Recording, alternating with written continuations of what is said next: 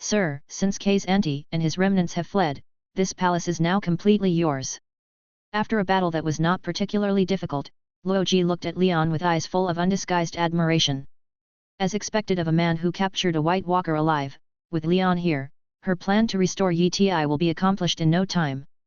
Just when Luo Ji was thinking so happily, Leon walked in front of her, but the expression on Leon's face made Luo Ji a little unpredictable. Ragi, I have seized Quisanti's palace and all his property in Bravus. If you wish, I can use the money to support you in restoring your country. You don't have to stay by my side and be my maid.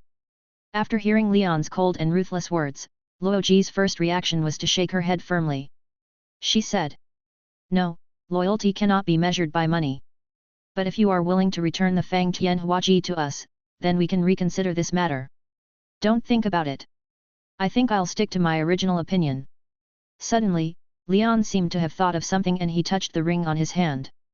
In an instant, a magical phantom containing the shadow of a real dragon appeared out of thin air in front of Leon and Luo Ji. At this moment, Leon felt as if something in his soul was extracted and projected onto the body of this clone. Leon fell into a strange state of weakness, as if his body was hollowed out in that way. Fortunately, with the help of panel data, the extremely powerful lion adjusted himself in just a few breaths. Luo Ji stared in amazement as another Leon in front of her slowly stood up from the ground. Then he quickly covered his face and only observed the new Leon through his fingers. This. I didn't know the clone would appear naked, Luo Ji, you can't blame me for this. When Leon thought of this, he quickly called a passing servant to find a suitable set of clothes for his clone to wear. Even though he appeared in front of Luo Ji in this form, there was no trace of shame on the clone's face. Leon felt that his clone was like a cold-blooded robot, lacking any emotional fluctuations. Suddenly, he had an idea and tried to control the clone with his subconscious mind. However, he soon encountered setbacks and found that he could only give some simple instructions to the clone, but could not control it more deeply. Recalling the previous situation, Kay's auntie may have given a certain task to his clone, which was to take the liuxing from Leon at all costs, and left the rest to the clone to do freely. Thinking of this, Leon looked at Luo Ji, who was still covering her face and pretending to be a lady, and gave an order directly to the clone in front of him. Can you follow this lady, follow her guidance, fight for her, and complete the great cause of restoring the country? If I receive the right instructions, I think I will do a great job. The clone's answer was still cold and emotionless, but after Leon gave him the order, the clone looked at Luo Ji's appearance for a while with deep affection, as if he wanted to remember this face exactly as it was in his heart. It does look okay. Hearing the clone's answer, Leon walked forward with satisfaction and patted the clone's shoulder.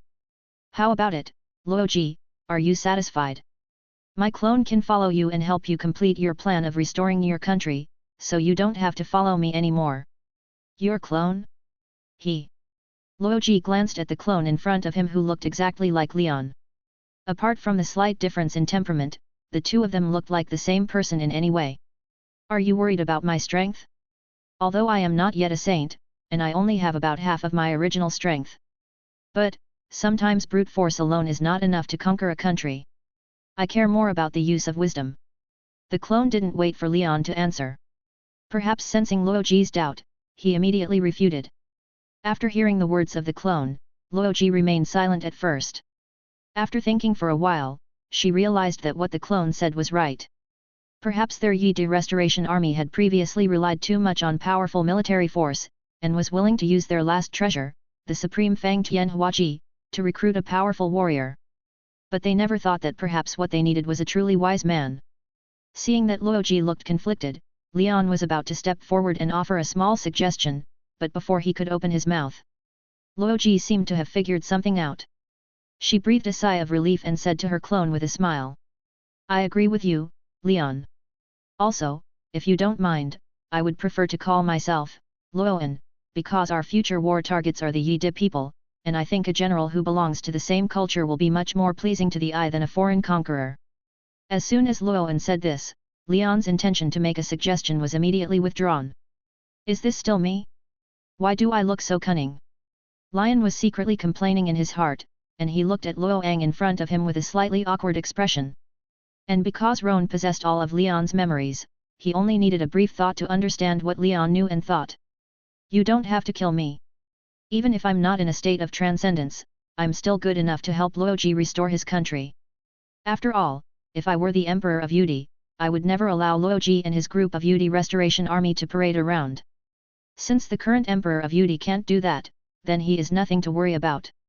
When Luoang spoke, the brilliance in his confident eyes really made Luoji's eyes light up.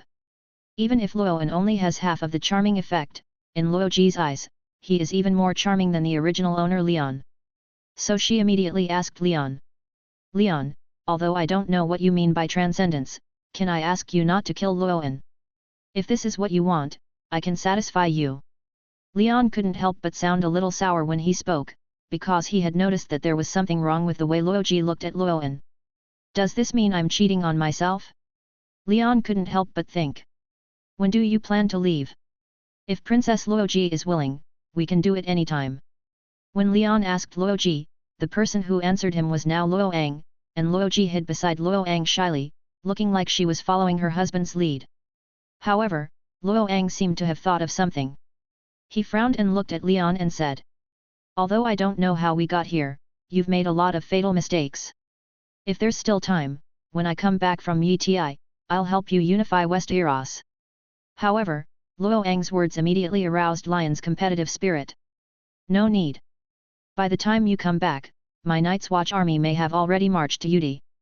In the palace of Poseidon, the current Poseidon, Frego Antalion, sat quietly on his throne, his affectionate gaze looking out the window. There were merchant ships coming and going from the Purple Harbor, moored under the arches and towers of the palace of Poseidon. However, due to his weak body, Pheleg couldn't even stand up and walk out the door to take a look at the people under his rule.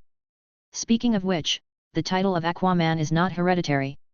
After the death of the previous Sea King, the new Sea King will be selected from all citizens by the governor and keykeeper of Bravus according to a mysterious and puzzling process. Once chosen as Sea King, he will serve for life. Perhaps my service will end soon. Pheleg leaned back on the throne and muttered. Hearing the Sea King's dejected speech, his chief swordsman, Quiro Valentine, remained silent with a cold face, his eyes fixed on the door of the Sea King's palace. A person came in at the door. Farrago followed Quiro Valentine's gaze and greeted the newcomer affectionately after seeing him. Governor, you are here. Brother Fair, how is your health? I went to Quisante's palace yesterday and caught a cold. Cough, cough, but it's an old ailment. I will get through it. The governor glanced at Quiro Valentine without saying a word. The latter had pulled out his two-handed sword at some point and thrust it into the crack of the marble floor with brute force. So the governor stopped and stood at a distance from Sea King Farrago, but where they could hear each other clearly. Excuse me, Governor, is there anything I can do for you? Actually, it's about my friend Kay's auntie. He hopes that you can help conceal part of the property when it is delivered to the Westeros people. To be exact. Except for the real estate, the rest will not be made public for the time being. Kay's auntie and I both think that you, Lord Sea King, should have the ability to do this, right? The governor's request made Sea King Farrago frown slightly, as this obviously violated the fair trade principle of the free trade city-state. However, the problem is that Lion and others have no idea about the scale of Quisante's wealth. Even if they try their best to imagine, it is probably difficult to get close to the real number. However, after some thought, Farrago decided to refuse to go along with the governor. I'm sorry, both Kay's auntie and you are my friends, but as a witness, I must ensure that this transaction goes smoothly and there can be no mistakes. The governor seemed to have anticipated Farrago's non-cooperation, and he first smiled indifferently. Lord Sea King's reputation is impeccable throughout the entire Essos continent, but if I say I have a way to make the deal more perfect, would you like to hear it? Then, just as the governor took a step forward, Quiro behind Aquaman also took a step forward at the same time. Seeing the chief swordsman's behavior, the Sea King seemed to be used to it. He smiled and replied. The governor's method is certainly a good one. I think we can invite our guests to come out and listen together. After saying that, Neptune tapped his fingers lightly on the throne a few times, and the crisp sound immediately resounded throughout the Neptune's palace. Leon and Davos came out of the secret room together. Governor, if you have any good ideas, please speak up now, Neptune continued. Witnessing this scene, the governor immediately realized that Neptune had long been filled with dissatisfaction with him. However, when the governor looked to the side, he saw Leon dressed in black and armor, with the murderous aura and the demeanor of a warrior. Davos beside him was plain-looking, dressed like a down-and-out lord, and even had one of his broken hands behind his back in an attempt to hide his mistake. It's like two frustrated Westerosi people coming to Braavos to make a living. The governor didn't understand why Neptune would place his bets on these two people. What is even more puzzling is how Khazanti could be defeated by such a person. Even if my heart is full of contempt. The governor's gaze towards the two men was still as gentle as ever. Excuse me, both of you, but most of Khazanti's wealth is stored in the Iron Bank. It is impossible for you to cash it out in a short time. It doesn't matter. I'll take as much as I can. But without the cooperation of the Iron Bank, you won't be able to transport even a grain of food or a gold coin from the Iron Bank. Oh?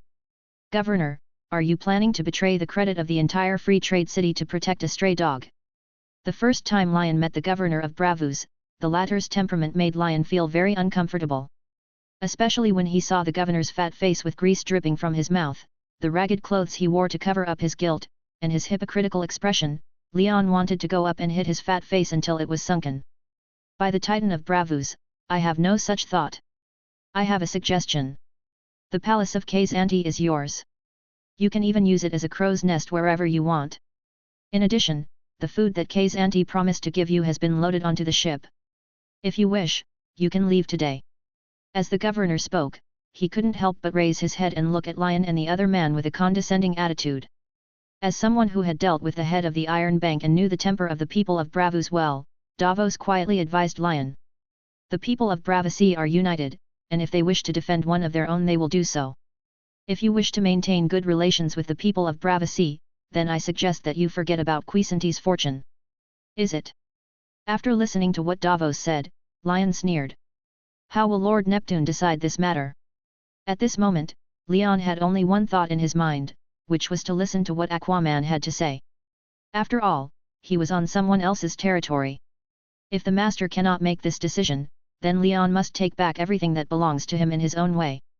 Khazanti's wealth was traded to you by him personally in exchange for your sacred bow. The gods and I are witnesses. That's my opinion. Sea King Pheleg looked at the governor, frowned and said. Governor, the list of Khazanti's wealth is in the Iron Bank. I hope you can do me a favor and take these two gentlemen to get it. After saying this, Sea King Farrago covered his chest with his hands, and beads of sweat suddenly appeared on his forehead. Lord Sea King, what's wrong with you? Upon seeing this, the governor wanted to step forward to check it out, but was stopped by the Sea King's loyal chief swordsman. Please do me a favor. I know I don't have much time left. This transaction may be the last I witness in my life. I hope you won't make it difficult for me, Governor. When the weak voice of the Sea King continued to echo in the Sea King's palace, the governor knew that he could not win his support. So the governor looked at Leon and the other man fiercely and said, I understand the Sea King's opinion. In that case, please follow me. After many days, I returned to the service hall of the Iron Bank. Davos' mood was slightly different from the last time he came. But the similarity is that each time it is more difficult. Last time he came with Stannis to borrow money, but this time he came with Lion to ask for money. In fact, from Davos' point of view, the wealth of Khazanti, just the magnificent palace, is beyond the imagination of a night watchman like Lion. He disguised his identity and asked about the price of the palace in the market. The answer he got was a rather meager sum of 100,000 gold dragons, offered by a fearless Braavos merchant. The other Braavos merchants were obviously afraid of Khazanti's reputation. After all, he was a trading tycoon who was one of the 13 tycoons in Essos. If they wanted to buy his palace, they had to consider whether they could sleep peacefully in bed after buying it. The number of 100,000 gold dragons is also very interesting. It is just enough to allow the 100,000 free people who moved south to survive the current difficult time. When the weather gets a little warmer and the land can be reclaimed, these free people will no longer be a burden to Lion. Thinking of this, Davos sighed, and he made up his mind that he would take as much as he could no matter what. After all, helping Lion was helping his lord Stannis. As a genuine hand of the king, he is more experienced in dealing with the current difficult situation. Mr. Governor and Mr. Keyholder of the Iron Bank.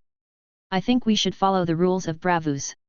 Davos said, since Khazanti has stated that he is willing to exchange all his wealth for a sacred bow called Ryasei, should the Iron Bank also fulfill the deal?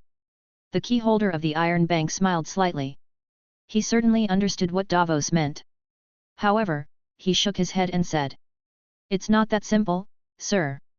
Although Quisante's wealth is in the Iron Bank, we still have some details to deal with." Leon frowned and asked, "What details?"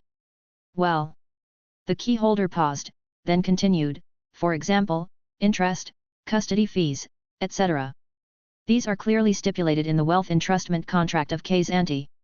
Obviously, the interest that Quisanti deserves cannot cover the custody fees.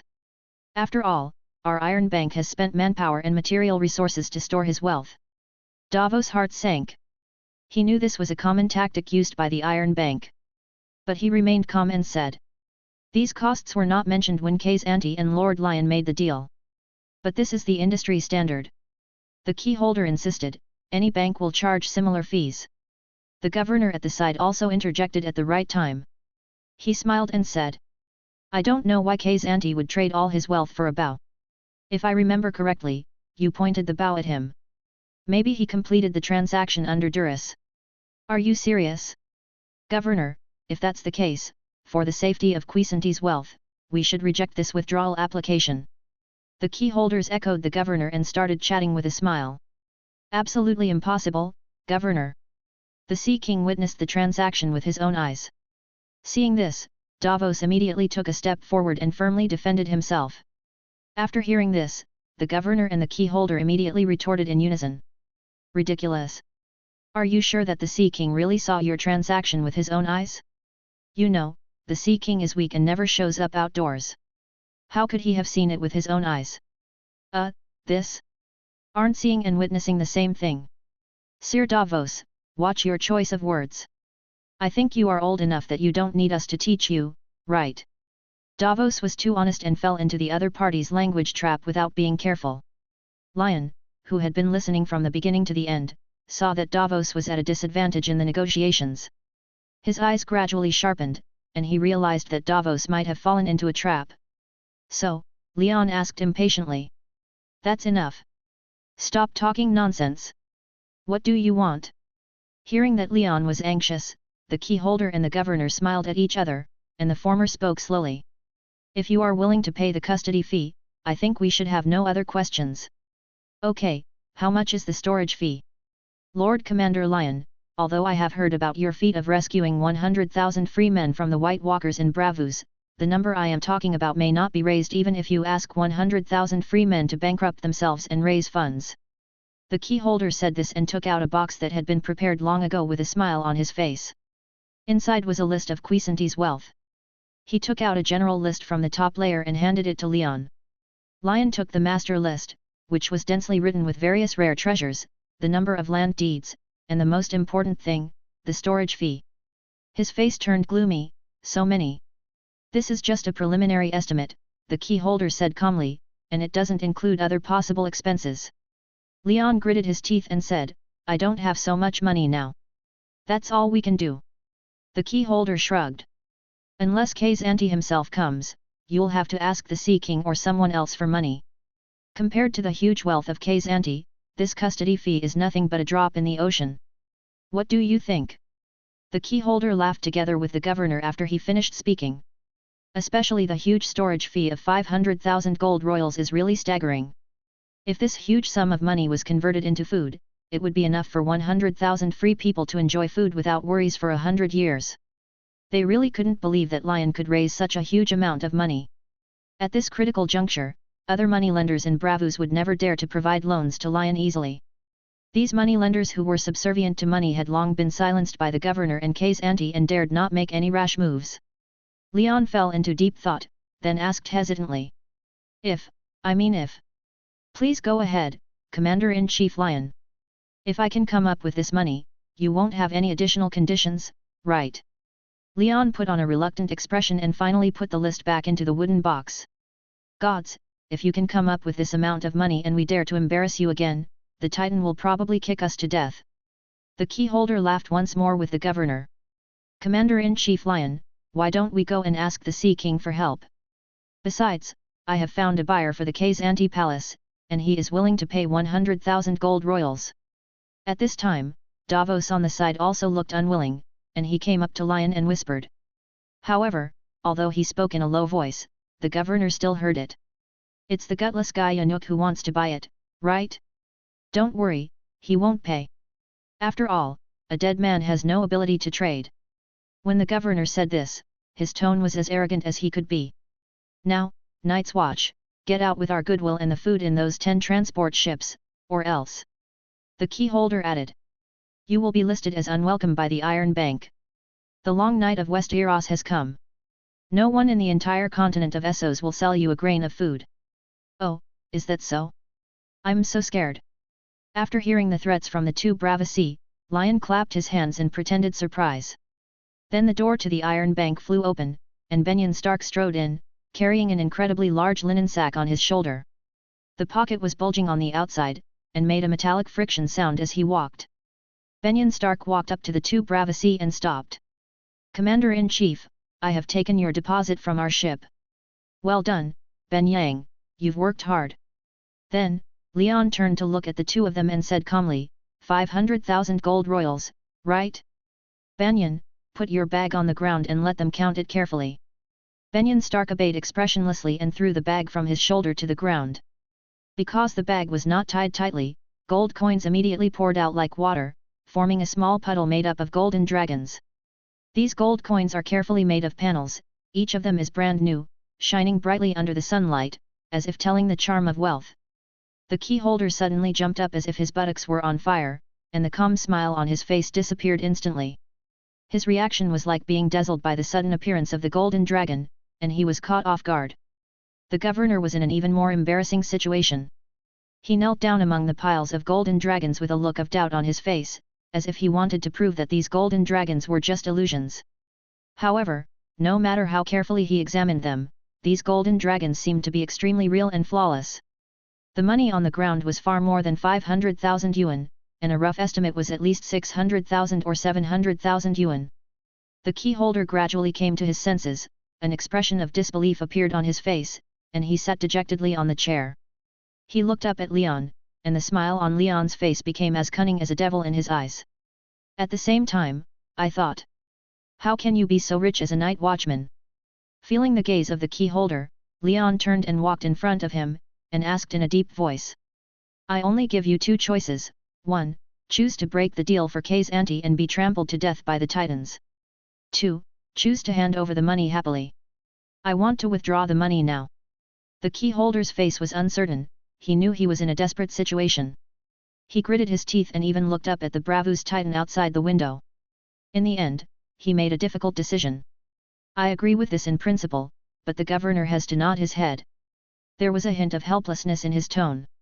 Leon nodded with satisfaction. It would have been better if we had decided this earlier. The governor stood up from the pile of golden dragons with a pale face. In just a moment, the light in his eyes disappeared. Instead, he looked at Leon with undisguised hatred. Benyon Stark, who was standing by, felt the murderous intent in the governor's eyes. He snorted coldly, blocked the governor's sight, and responded with a savage and fierce look from a northerner. Perhaps frightened by the gaze of Benyon Stark, the dire wolf, the governor quickly lowered his head and dared not look him in the eye. It's a pleasure working with you. Lion smiled and extended his hand to the keyholder. The keyholder was stunned. He looked at the governor beside him and swallowed helplessly, not knowing whether he should shake hands with Leon and complete the deal. Give them. The governor spoke in a low voice, and when he looked up again, he looked at Leon and the other two as if he were dead people. Okay, Your Excellency Commander-in-Chief Lion, have you considered continuing to save this money in our Iron Bank?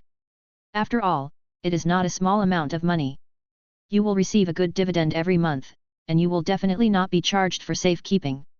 Seeing that the governor had temporarily surrendered, the keyholder hurriedly changed his expression and put on an impeccably professional smile. Oh, no need. The Iron Bank is just like this. Even if I bury the money in the cellar, it will be safer than leaving it with you. Lion's sarcasm sounded different to the keyholder's ears. After getting the money, Lion took Benyon Stark out of the Iron Bank. The sun was still shining brightly outside, and Lion was in a particularly good mood. He had finally won the battle with the Bravus. Purple Harbor Dock, it's time to say goodbye to Bravus.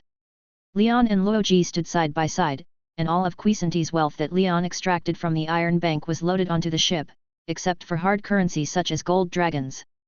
The rest, such as antiques and real estate, were handed over to Luo Ang to deal with. After all, this was his clone. Although his personality was somewhat rebellious, it was ultimately a reflection of his other personality. In addition, as Lion led the way with Quisante's wealth, almost all the merchant ships in Zigong came out, loaded with goods and ready to follow Lion to Donghai Wang. Some well-informed people have learned from the Iron Bank that Lion has taken away hundreds of millions of gold royals. Such a huge cash flow will obviously boost trade. Even if Lion wanted to build Eastwatch into the second Bravus, it was not impossible. Do you really have the hundreds of millions of gold royals that outsiders say you have? Luo Ang frowned, obviously frightened by the number, but reason told him that it was not impossible. As one of the 13 richest people in the entire Essos continent, it is normal for K's auntie to own hundreds of millions of gold dragons. It's a pity that K's auntie is not the tycoon of the 3 cities of Astapur, Yungkai and Mirian in the Slave Bay. Otherwise, just by accepting their slave soldiers, he would be enough to become the largest warlord in the entire Essos continent and even the world. By then, let alone helping Ragi restore his country, it would be more than enough to even conquer the Dothraki Sea near Yiti. Hundreds of millions of gold royals is pure nonsense. I think that K's auntie is not a slave owner. His wealth was accumulated through normal trade, so it is normal that he does not have that much. But 100 million gold dragons has both decimal and integer parts. When Leon said this, a heartless smile appeared on his face, just like a man who wanted to be the pirate king. When Luo Ang saw Leon's smiling face, he immediately mocked him. As you said, the governor of Bravus is not willing to hand over this wealth to you, otherwise he will have a hard time explaining it to Case Sands. I guess he must have a trick up his sleeve, and it is likely hidden in the vast ocean. Luo Ang glanced at the bustling Zigong pier. Hundreds of large ships sailed against the wind and waves towards the East China Sea, just like the situation when a Roiner warrior queen named Nymeria led her people to escape to Westeros across the narrow sea. It is not known how many of the governor of Bravus's spies were aboard these ships. Do you have any suggestions, my lord? Leon chuckled.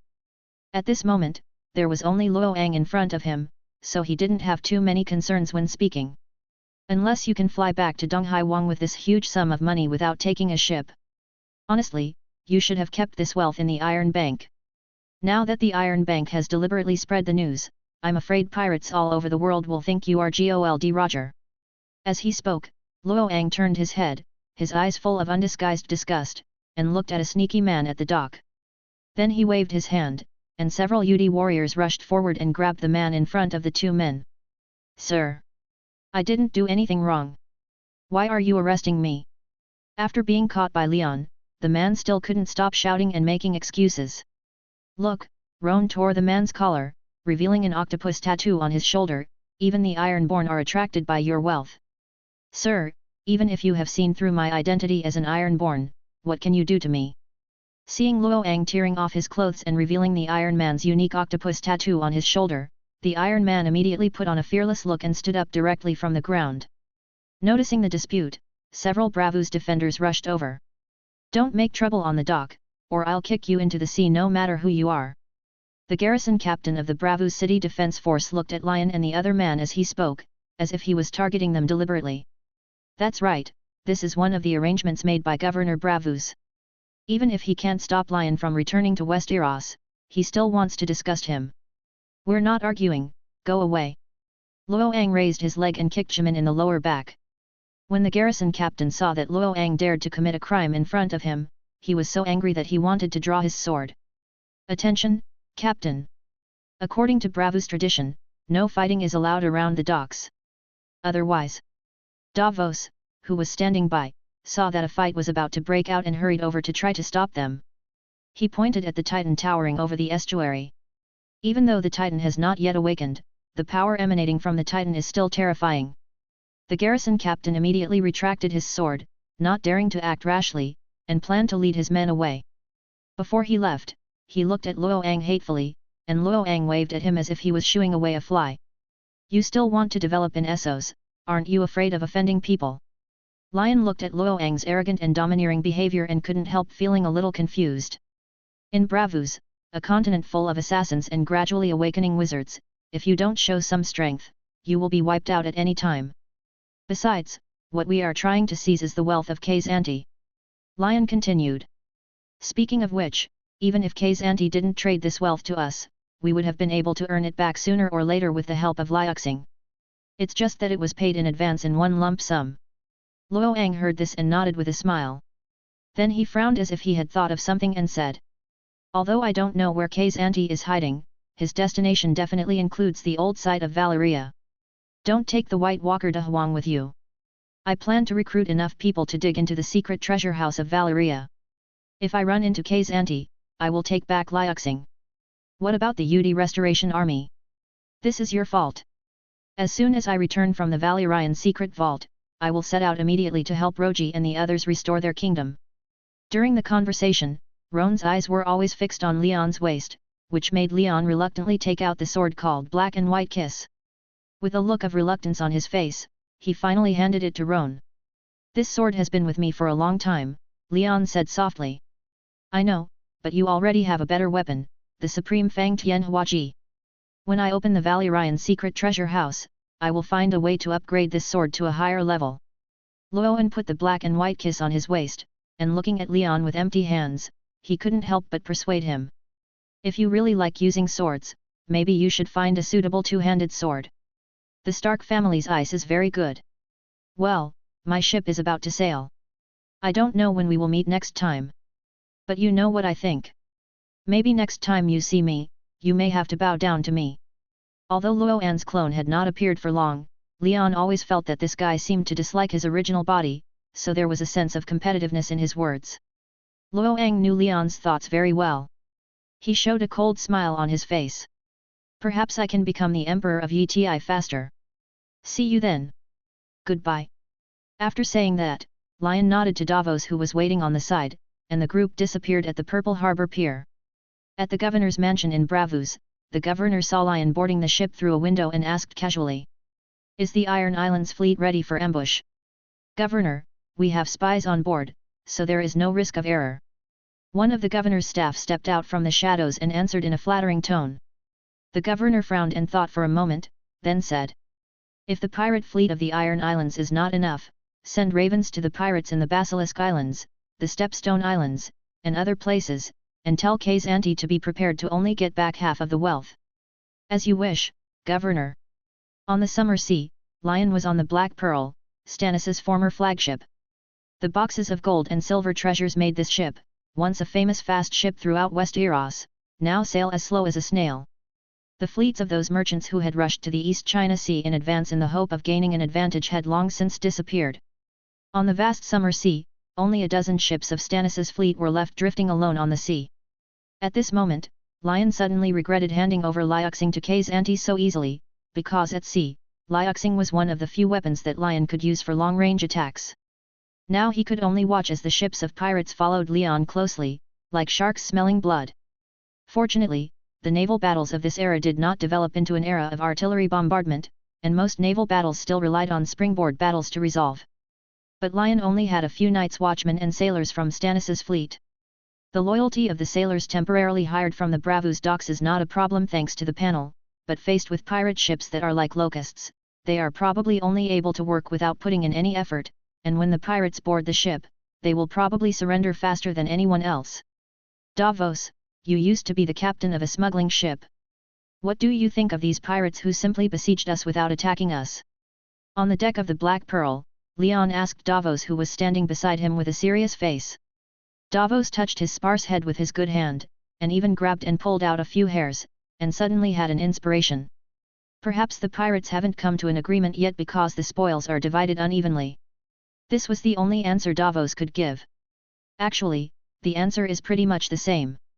Beyond the horizon. On a pirate ship called Serenity. The pirate kings invited by Euron Greyjoy, the Crow's Eye of the Iron Islands, were indeed exchanging opinions fiercely, and the dispute over the proportion of the spoils even developed from verbal disputes to bloodshed. However, the crew members on the Serenity just watched indifferently. No one spoke out to stop it, and no one came forward to maintain order. What the hell, Crow's Eye? Did he invite us aboard his ship just to watch us kill each other? So he can go rob the damned crows. A pirate king suddenly realized what was going on. He first overturned the table in front of him and then roared. However, as soon as he finished speaking, he felt like he was flying up out of control. To be precise, only his head flew up. As the headless corpse fell, the originally noisy cabin instantly fell into deathly silence. At this time, a man emerged from the corpse. He used his blue gem-like eye to coldly scan the people present. He spoke slowly, with a bit of ruthlessness in his voice. I can kill you anytime I want. So, don't make any noise in my cabin. Because he drank a lot of night shadow water, his lips were stained with a strange blue color, making him look even more weird and unpredictable. As soon as Euron Crow's Eye Greyjoy appeared, he eliminated a chattering pirate king cleanly and efficiently with thundering speed. However, what was strange was that neither the pirate king's men nor the other pirates showed any indignation. Instead, an indescribable fear appeared on everyone's face. Their surviving expressions revealed their fear of death and their gratitude that they were not the next target. After all, these people are desperate criminals on the sea. Killing is a common thing for them and they don't need too many moral constraints. However, this pirate king obviously knew little about Euron Crow's Eye's style of doing things, and unfortunately became a victim of bad luck. When Euron fully emerged from the shadows, many pirates witnessed his full appearance. Euron had beautiful black hair, pale skin, and exuded a sickly and weak aura. He had a thick beard on his chin, the pupil of his right eye was like the blue sky, and there was often a mocking smile in his eyes. His left eye is covered with an eye patch, not because he is blind, but out of personal habit. When Theon Greyjoy was a child, he had seen the left eye of his second uncle. The pupil of that eye was extremely dark black, as if it contained a deep malice. Later, Aeron the Damphair had a vision in which he saw Euron's left eye was blood red. He didn't know whether it was an illusion or some kind of magic. His lips were also azure blue, almost black in color. It was rumored that he had captured several wizards from Karth and seized a barrel of nightshade water. It was said that drinking this water for a long time could allow one to see visions. At this time, Euron was only wearing a robe with nothing underneath. He held a cup full of night shadow water in his left hand and a dagger in his right hand. In short, when Euron appeared in front of the pirate kings with this evil and crazy attitude, the pirate kings present kept silent and were shocked by his aura. At the same time, they also remembered a passage that evaluated the three Euron brothers. Balon is a madman, and so is Aeron, and Euron is crazier than them all. Beren is the elder brother of the latter. He followed his father, Callum, to plunder at sea when he was only 15 years old. He fought countless battles in his life and his hands were stained with blood. After Callum's death, Beren was honored as King Beren. He was regarded as the largest and most ferocious sea monster on the sea, and he was feared by everyone. And when he was young, Aeron was a lazy, vulgar, and drunkard. He once bet his longboat, the Yellow Storm, on a herd of goats, saying he could put out the hall fire simply by urinating on it, and ended up eating goats for a year. Judging from the previous battle records of his two brothers, I believe the pirates can understand how unreasonable Euron's words and actions are. Apart from the sailor whose tongue he cut off, the others on the Serenity were his illegitimate children by blood. However, he called these illegitimate children mixed-race bastards and enjoyed torturing and killing these children all day long. There was absolutely no moral restraint in his heart. Even for a people as tough as the Ironmen of the Iron Islands, their belief in the drowned god regards kinslaying as a felony. However, Euron not only despises the drowned god, he even despises all gods in the world, including the 7 old gods. In short, there is no human character in Euron, but from this point of view, perhaps the Night King will have more topics to talk about with him. After all, the two have a common hobby, which is to bring disaster and misfortune to the world and everyone around them. Euron. I heard you went to the ruins of Valyria. Is that true? A pirate king pondered for a moment and asked with a slightly trembling voice. After hearing the words of the pirate king, all the pirates pricked up their ears at the same time, listening to Euron's answer with bated breath. Before this, Euron often told people that he had been to the Shadowlands of Asai in the far east of the world. No one knew better than the pirates what an amazing feat this was. However, to have visited the ruins of Valyria and come out alive was more than a feat. So they are eager to know the answer.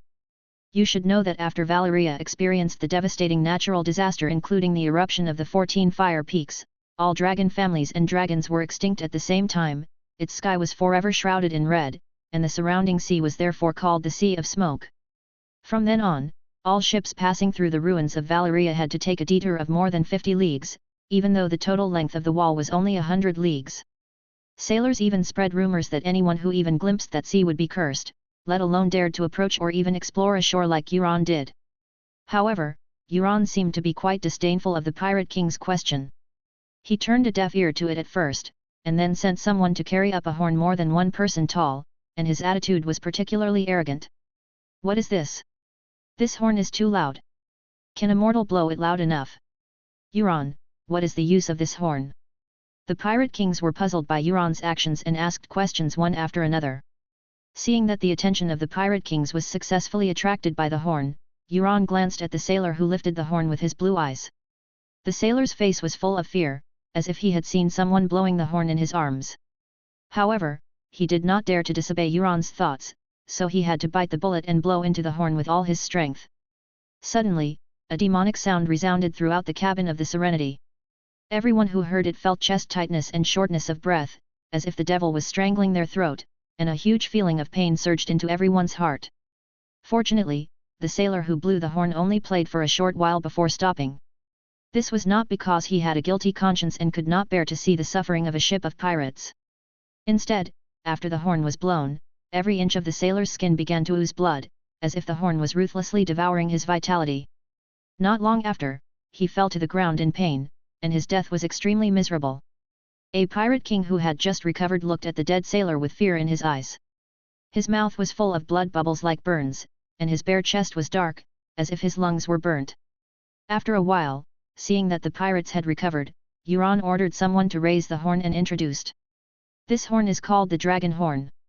If you blow it in front of a dragon, it will obey your orders. I think this is enough to prove that I have been to the ruins of Valyria." However, Euron's words were apparently not complete, as the pirates witnessed the end of a man who blew the dragon's horn. Next, Euron had someone bring in a piece of dragon scale armor that was as soft as silk but emitting the smoky black glow of Valyrian steel. The pirates present immediately covered their ears in fear. However, Euron simply took off his robes and put on the armor with the help of a half-blood. A pirate king with outstanding eyesight naturally recognized the extraordinary origin of this armor. "Is this armor made entirely of Valyrian steel? Lord Weishui, you have a good eye. Even in the heyday of the Valyrian dynasty 400 years ago, this armor was worth the equivalent of a kingdom." After putting the armor completely on himself, Euron continued. Of course, the pirates present did not feel that they were qualified to have any undue expectations of this armor. Even when Euron showed the dragon-bind horn, they were convinced that he had visited the mysterious ruins of Valyria. Even the most stubborn pirates, who had always believed that the curse on the ruins of Valyria was enough to kill anyone, had to believe Euron's words. "I think there is no need for us to discuss the distribution of the Night's Watch's wealth now, right?" When Euron said this, many pirate kings who were smart and quick-witted immediately stood up and walked out of the cabin without looking back. The few pirate kings who stayed behind looked at Euron hesitantly for a while, and then left with reluctance on their faces. Finally, King Weishui was the only one left. Oren Waters was a bastard of House Velaryon, the bastard brother of Montford Velaryon, Lord of Tidewater and Lord of Driftmark. He was only 22 years old, frivolous and flashy, and Cersei thought he was just a boy who liked to be clever. He once served as Admiral of the Fleet on Queen Mother Cersei Lannister's small council, a distinguished position. He also helped Stannis participate in the Battle of the Blackwater during the War of the Five Kings. Later, for various reasons, he returned to the war-torn Stepstones and continued his old business. Under the gaze of Euron's azure eyes, King Weishui slowly stood up and said, "The Night's Watch is aboard Stannis' fleet, and its current commander, Salador Saan, is an old acquaintance of mine. I am confident that I have a chance of persuading him to hand over the wealth aboard." "Oh, so? You want a piece of the action?" Euron seemed a little impatient with King Weishui's words, and his bright blue pupils did not hide his sarcasm at all. "A strong attack will inevitably result in casualties." Having said this, King Weishui suddenly looked thoughtfully at the corpse lying on the ground with its eyes open, and immediately realized the error in his thinking. Talking about casualties to someone who doesn't care about the lives of his men is like talking to a cow. "Well, excuse me, I'll leave now." After saying this, King Wer raised his legs and wanted to leave, but when he walked to Euron, the latter raised an arm to block his way. "What is your faith?" Euron asked seemingly out of nowhere. But King Wer heard full of malice in Euron's words, and he couldn't help but shudder when he thought of some rumors about Euron. Not only did Euron not believe in God, but he also loved to blaspheme. Before every battle, he would cut off the tongue of a captured believer of the gods, then cut open the poor man's stomach and tie him to the mast before going to fight the enemy. Thinking of this, King Weishui could not help but remain silent. In his mind, he was regretting madly that he had stayed and wanted to have a share of the pie. Seeing that King Weishui took no time to respond, Yuan chuckled and patted his shoulder. "Don't be so nervous, maybe you are an atheist like me." Hearing Yuan speaking to him in an unusually friendly tone, King Weishui couldn't help but close his eyes and recite silently in his heart. "7 gods. If you can hear the cries of your most loyal believers, please show up. Otherwise, your most loyal believers will rebel." However, the only response to King Weishui was the sound of crashing waves and deathly silence. "Don't be nervous. Your fleet of 3-decked ships is useful to me. Go back and command your fleet. Only we can take the wealth of the Night's Watch." When Yuan said this, he lowered his arm and no longer blocked the way of the Water King. However, just when King Weishui was feeling relieved and thought he had escaped disaster, suddenly, he felt a pain in the back of his heart, then he looked down and saw a sharp sword piercing his chest. King Weishui regretted it very much, and then he realized that he should not have turned his back to Yuan. On his deathbed, he seemed to hear Yuan's devilish whisper. "The followers of the 7 gods are barely qualified to be sacrificed by me." When Lion stepped onto the deck again, he found that most of the pirate ships that had been like flies in recent days had disappeared out of thin air. "Sir Salador-san, why did most of the pirates suddenly run away?" Lion immediately found the commander of Stannis' fleet, but he saw a sad look on his face. "However, Commander-in-Chief Lion, this is not a good sign." "Why?" "Because only when the weak pirates are driven out by the stronger pirates, the pirates' general attack will come at any time. Even the few large 3-deck ships have run away. What else is there to worry about?" No, Commander-in-Chief Lion, you don't understand. The few pirate ships left behind are the most terrifying." Salador-san pointed to several pirate flags in the distance with 2 crows supporting a black iron crown and a black eye underneath. He said, "One of those ships, I believe, was Euron Greyjoy's Serenity." Davos also went on deck. He happened to hear what Salador said at this moment. He then quickly walked up to the 2 of them and stopped to look into the distance. After a moment, he looked at Leon with a serious expression and suggested, "Perhaps, Commander-in-Chief Lion, we should consider giving up this wealth and throwing these useless things into the sea. I think the Black Pearl's speed should be enough to outrun the Crow's Eye's Serenity." Lion frowned when he heard Davos's fear before the battle. He couldn't help but ask. "Euron the Crow's Eye is just an Ironborn, not even the King of the Iron Islands. Is there any need for you to be so afraid?" Hearing Leon's question, before Davos could answer, Salador interrupted. "This is the right thing to do. Trying to negotiate and bribe this lunatic with money is useless. Our best option is to escape as soon as possible. Lord Lion, it is precisely because I have dealt with Euron before that I know his cruelty and terror. If we were on land at this moment, we might not have anything to worry about. Your team of rangers might be able to wipe him out." After Davos finished speaking, his expression suddenly changed, and he continued with a serious expression. "But this was at sea. He was invincible in naval battles, because many years ago I saw him summon a sea monster as tall as the wall and drag the opponent's ship to the bottom of the sea."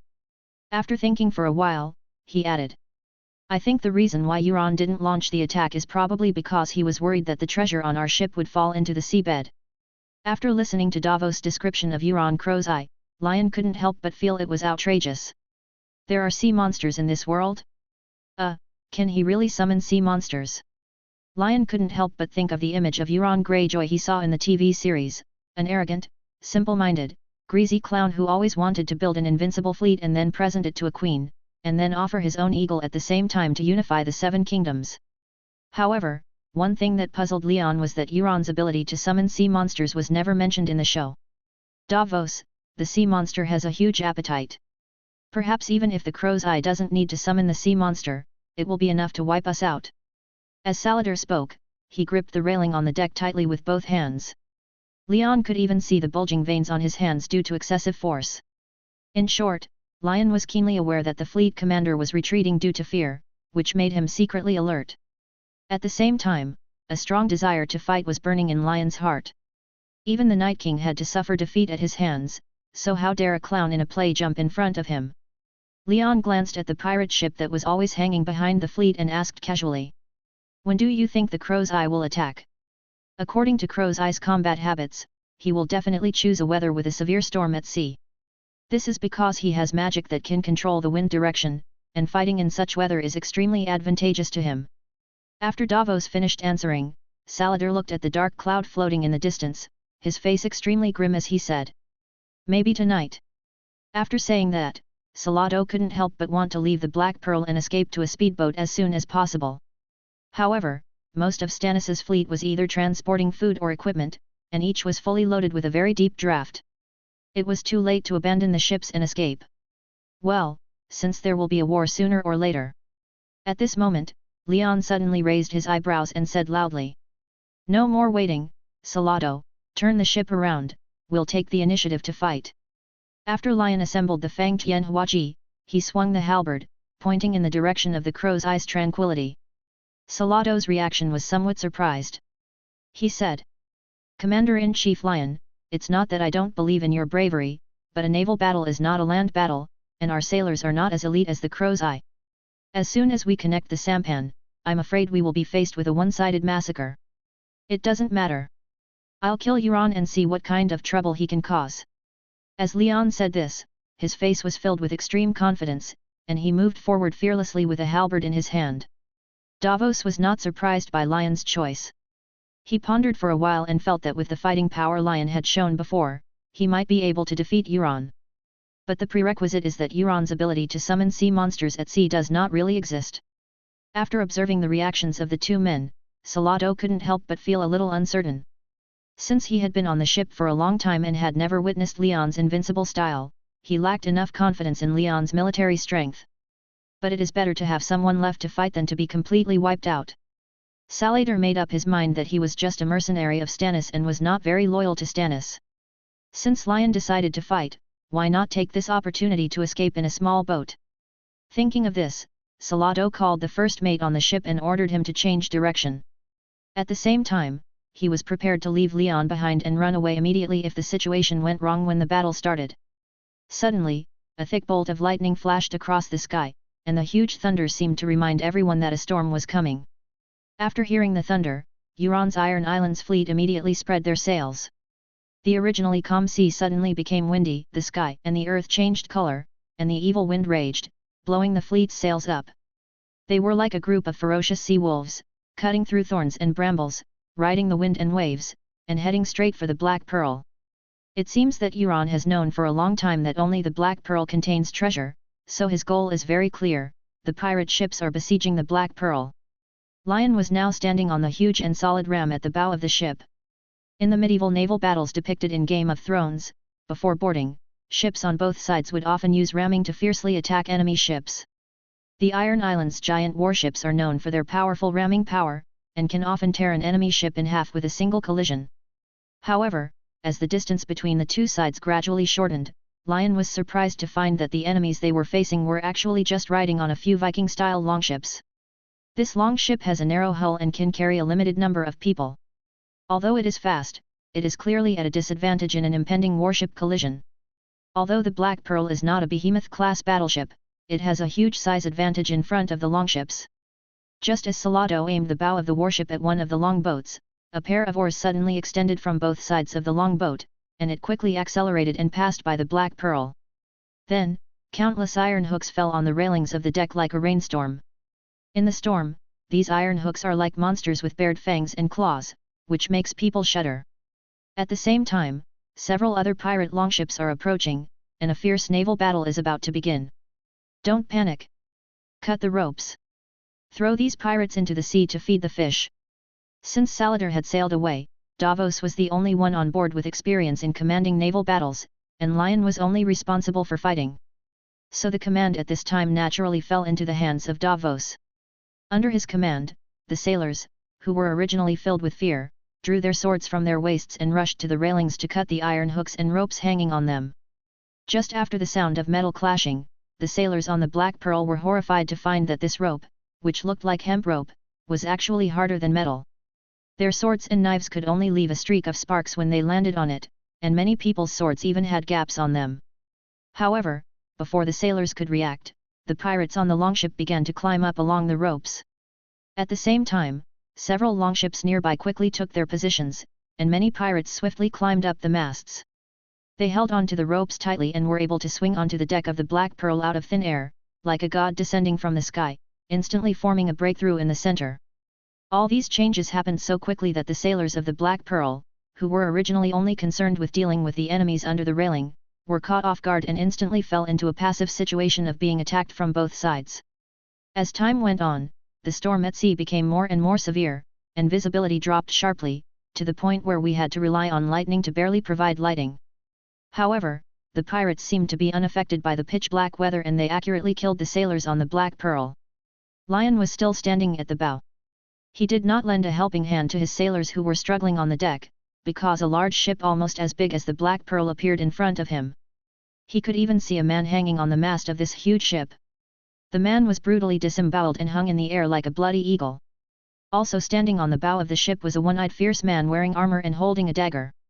At first, Leon failed to recognize that this person was Euron.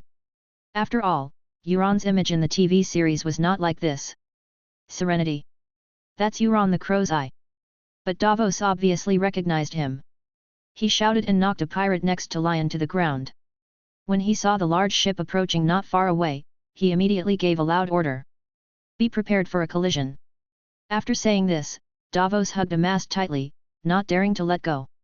Because the Black Pearl was towed by several longboats, its speed was greatly slowed down, while the Tranquility, with its sails fully hoisted, rushed towards it at an extremely fast speed. Therefore, the first wave of collision between the two warships ended with the Black Pearl being knocked several meters horizontally on the sea surface. Fortunately, the Black Pearl was strong enough, and except for those people who fell into the water due to the huge inertia caused by the collision and failed to grab objects around them, the damage to the entire ship was not great. It seems that Euron also knew that the ship was loaded with treasure. Although his attack seemed fierce, he actually did not use much force. However, when the collision occurred, Lion stood rooted to the bow, showing an unparalleled sense of balance. In fact, the impact was so powerful that even Euron had to take advantage of the momentum to roll forward and land on the bow of the Black Pearl. After he landed, he naturally noticed Leon who was motionless. When the two met for the first time, it was Euron who spoke first, with a mocking smile in his eyes.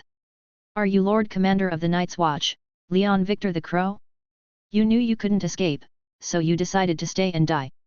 In response to Euron's ridicule, Lion simply wiped the rain from his forehead and curled up the corners of his mouth slightly. Do you know what it means to attack me? It means I killed a dead crow, or a crow that made a fortune, but no one dares to say anything at sea. Euron stood up from the ground and walked towards Lion as if no one was around. As he got closer, his aura suddenly increased. However, Euron's aura had no effect on Leon at all. Alas, Lion sighed at the approaching Euron, then put on a sympathetic expression. You shouldn't have boarded my ship. This way you would have died more slowly. Hearing Lion's arrogant remarks, Euron laughed instead, and he laughed very happily. Ever since he had his own ship, he had earned a great reputation on the sea with his own strength over the past 20 years, so few people dared to speak so arrogantly in front of him. Seeing that Lion looked young, but was rumored to have become the commander-in-chief of the Night's Watch, although people rumored that he relied on his own strong strength, Euron always felt that Lion must be a nobleman with some extraordinary background. Therefore, his attitude towards Lion was one of insignificant contempt. After hearing Lion's aristocratic speech, Euron sneered even more. He no longer hesitated, and relying on the protection of the Valyrian steel armor on his body and holding a dagger, he rushed towards Lion decisively. At the same time, Lion tightly grasped the handle of the Fang Tian Huaji, and using the halberd technique given to him by the panel in his mind, he steadily raised the halberd in front of him. However, in Euron's eyes, Lion's actions seemed to be full of flaws. Moreover, Euron had never seen the Fang Tian Huaji used by Lion. He only judged based on his past experience that the halberd in front of him was only strong on the outside but weak on the inside. In fact, it lacked real power and was just a decoration that looked good but was useless. But just as Euron got close, Lion suddenly jumped up and swung the halberd around his body. Euron couldn't help but widen his eyes. Lion, who was full of flaws just now, was like a hedgehog and he had no idea where to start. However, the inertia of his body forced him to continue rushing forward, because the dagger he was holding could only exert its advantage at close range. After fighting with many water dancers, Lion was already familiar with the fighting style of the dagger. Therefore, he gently swung the halberd and used a powerful sweeping attack, instantly hitting Euron's upper body. However, to Lion's surprise, the scene he expected of Euron being split in half by a halberd did not occur. Euron was only knocked back a few meters, and then landed steadily. The armor on his body was intact without any scars. But this does not mean that Euron can avoid the huge impact force of the halberd. After he stood still, he suddenly spat out a mouthful of blood mixed with internal organs, and his already pale face looked even paler. However, the smile in Euron's eyes became even bigger after he was easily defeated by Leon. Even affected by his internal injuries, the smile in Euron's eyes took on a hint of seductive cruelty. No wonder you became the Lord Commander of the Night's Watch at such a young age. Euron praised softly, but then continued to attack without waiting for Leon's response. However, this time his movements were obviously much more agile and he no longer wanted to confront Lion head-on. But no matter how fast Euron was, Lion was always faster than him. The halberd in his hand was so agile that it could attack at a speed far exceeding that of the dagger in Euron's hand. Euron attacked silently, and after testing Euron's strength, Leon mocked with a relaxed look on his face. "Is this all you have? You dare to go out to sea to plunder? You are really the one who lost the Iron Islands." Although Davos and Saladar boasted about Euron's abilities, when Lion actually fought him, he found that the opponent's strength was actually only equivalent to that of Benjen Stark. If it weren't for the powerful armor he was wearing, he would have been chopped into 8 pieces by Leon. But what Lion didn't realize was that Benjen Stark's strength was enough to make him famous throughout the world.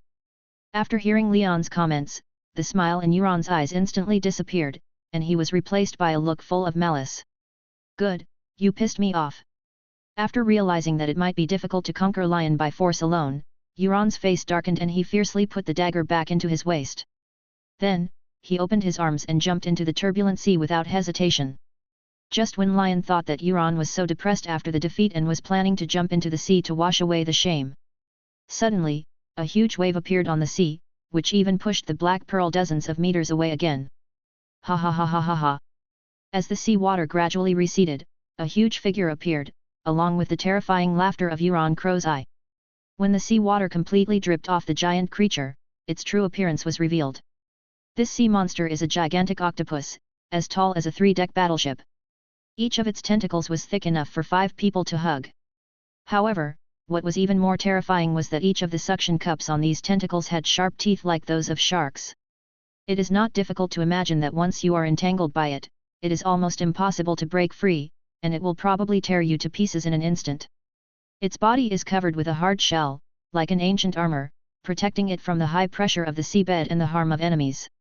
In the dark storm, its eyes flashed a faint and terrifying blue light. Anyone who saw it would have no doubt that it had the strength to drag an entire ship to the bottom of the sea. In the dark deep sea, it is like a silent overlord, ruling this deep area. Now, it is forced to surface at Euron's call. Euron stood majestically on one of the sea monster's thick tentacles. Then, Euron commanded the sea monster without hesitation to launch round after round of fierce attacks like a storm. The sea monster displayed amazing agility, its tentacles indiscriminately sweeping over the sailors on the Black Pearl, then mercilessly crushing them with its tentacles or tearing apart human bodies with its suction cups. However, many survivors cleverly hid in the cabins below the deck before the sea monster appeared and managed to escape. "Lord Leon, come down quickly." Benjen Stark quickly occupied the entrance to the stairs leading to the deck below and was ready for battle. He had been fighting the pirates silently before, but at this moment he couldn't help but remind Leon. Since there was a huge treasure hidden on the Black Pearl, Euron did not destroy the ship, but only wanted to kill everyone on the ship. "Ha ha ha ha, this is my power. Are you afraid?"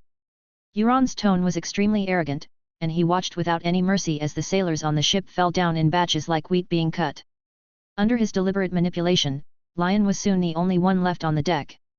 However, Lion's performance made him somewhat unpredictable.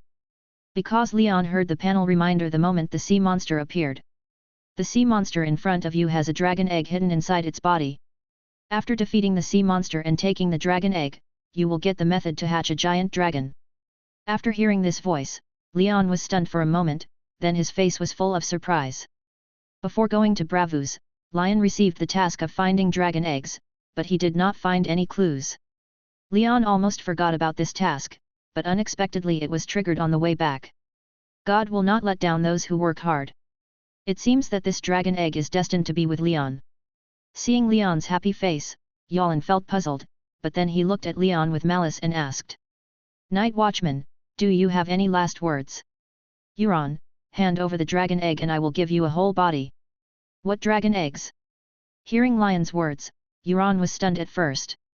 After thinking for a moment, he remembered that he had indeed obtained a dragon egg fossil, but because it could not be hatched, he threw it into the sea. Then, Euron became furious. Now that he had paid the price to summon the sea monster, Leon still dared to negotiate with him arrogantly. And leave yourself an intact body? Euron was extremely angry and immediately gave up the idea of killing Lion. He only wanted to tear Lion into pieces, so he controlled the sea monster to attack Lion with its tentacles. The sea monster had more than 20 tentacles. Except for the tentacle on which Euron was standing, the other tentacles rushed towards Leon one after another. The tentacles all over the sky seemed to be able to devour Leon without leaving anything behind in the next moment. However, Leon wielded the Fang Tianhuaji, and every tentacle that was about to approach Leon was broken under the sharp edge of the Fang Tianhuaji. Black mucus splashed everywhere, emitting a disgusting smell. The sea monster is not a painless monster. It can feel the waves of soul-touching pain coming from the tentacles that were cut by Leon. Even though Leon has not yet reached the level of a saint at this time, the supreme Fang Tianhuaji can still cause real damage to monsters like sea monsters. After a moment, the tentacles in the sky retracted one after another after the sea monster felt pain. Even Euron was shocked when he saw the miserable state of the sea monster. But then, Euron used the Greyjoy family magic horn in his hand, a magical item that could summon sea monsters, to forcibly control the sea monsters to continue attacking. Although the sea monster showed a desire to escape at this moment, under Euron's firm will, it had to continue to carry out the order to attack. The sea monster, in pain, ignored Euron's order not to destroy the ship. It used half of its huge tentacles to tear the Black Pearl apart, trying to drag the ship and Leon to the bottom of the sea. After all, that's his home ground. How dare you? I won't allow it. Feeling that the sea monster was going against his will, Euron quickly jumped along the tentacles to the top of the sea monster's head, and stabbed the dagger into the sea monster's brain, intending to force it to fight to the death. Seeing this, Leon dodged the random attack of the sea monster's tentacles. But he also knew that he couldn't let the sea monster destroy the ship, otherwise the consequences would be disastrous. He decided to deal with Euron first. He jumped up, grabbed a tentacle and jumped on it. Then he followed the tentacle to the back of the sea monster and rushed towards Euron. Euron sensed Lion's intention, drew his dagger, and prepared to meet Lion's attack. The two men engaged in a fierce duel, with swords clashing and sparks flying. Leon is agile and his moves are fierce. Euron takes advantage of the sea monster and keeps launching attacks. During the fierce battle, Lion seized the opportunity and kicked Euron in the chest, causing him to step back a few steps. Taking advantage of this opportunity, Lion gathered his strength and swung the Fang Tianhuaji in his hand with all his might, slashing fiercely at the sea monster's head. The sea monster couldn't bear the pain and let out a deafening roar. In an instant, a huge wound was opened on the top of the sea monster's head, and a stream of blood as smelly as thick ink quickly gushed out of the wound. The blood of this sea monster seemed to have a strong magical corrosiveness. Once it came into contact with the sea water, it would stir up bursts of pungent green smoke accompanied by boiling sounds. Even Euron, who was wearing Valyrian steel armor, screamed when the blood accidentally got on his body, and the parts not covered by the armor were quickly corroded and turned into bones. Unable to bear the excruciating pain, Euron made up his mind and quickly took off the red-hot Valyrian steel armor, then jumped into the sea again. Euron has an innate talent. The sea water seems to be his salvation, and every drop of it takes away the heat and pain from his body. His body gradually regained its vitality under the immersion of sea water, and the marks of burns from the flames gradually faded under the washing of sea water, as if they had never existed. Euron was not in a hurry to escape, he was patiently waiting for Leon's scream.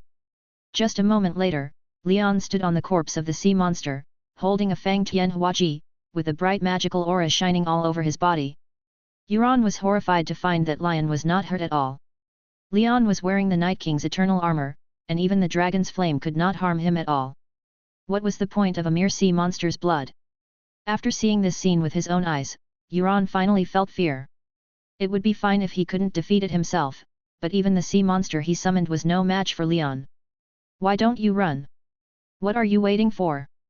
Euron immediately swam towards the silence not far away without looking back. Ironmen are natural swimmers, not to mention they tend to have an escape instinct. In the sea, Euron's swimming speed was so fast that it could shame even the fastest fish in the sea. In a blink of an eye, he had widened the distance between himself and Lion. However, Lion did not seem to have any intention of pursuing. After running madly for dozens of meters, Euron finally had the courage to turn around and see what Leon was doing. Leon still stood on top of the sea monster's head. After the sea monster died, its huge body still floated on the sea. As the sea monster's life breath completely disappeared, a pure black dragon egg emerged from the gap on top of its head.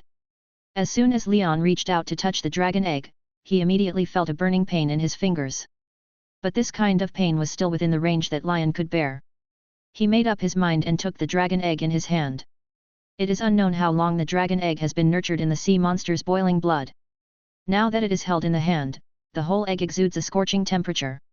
And in the dragon egg, Leon clearly felt a strong heartbeat.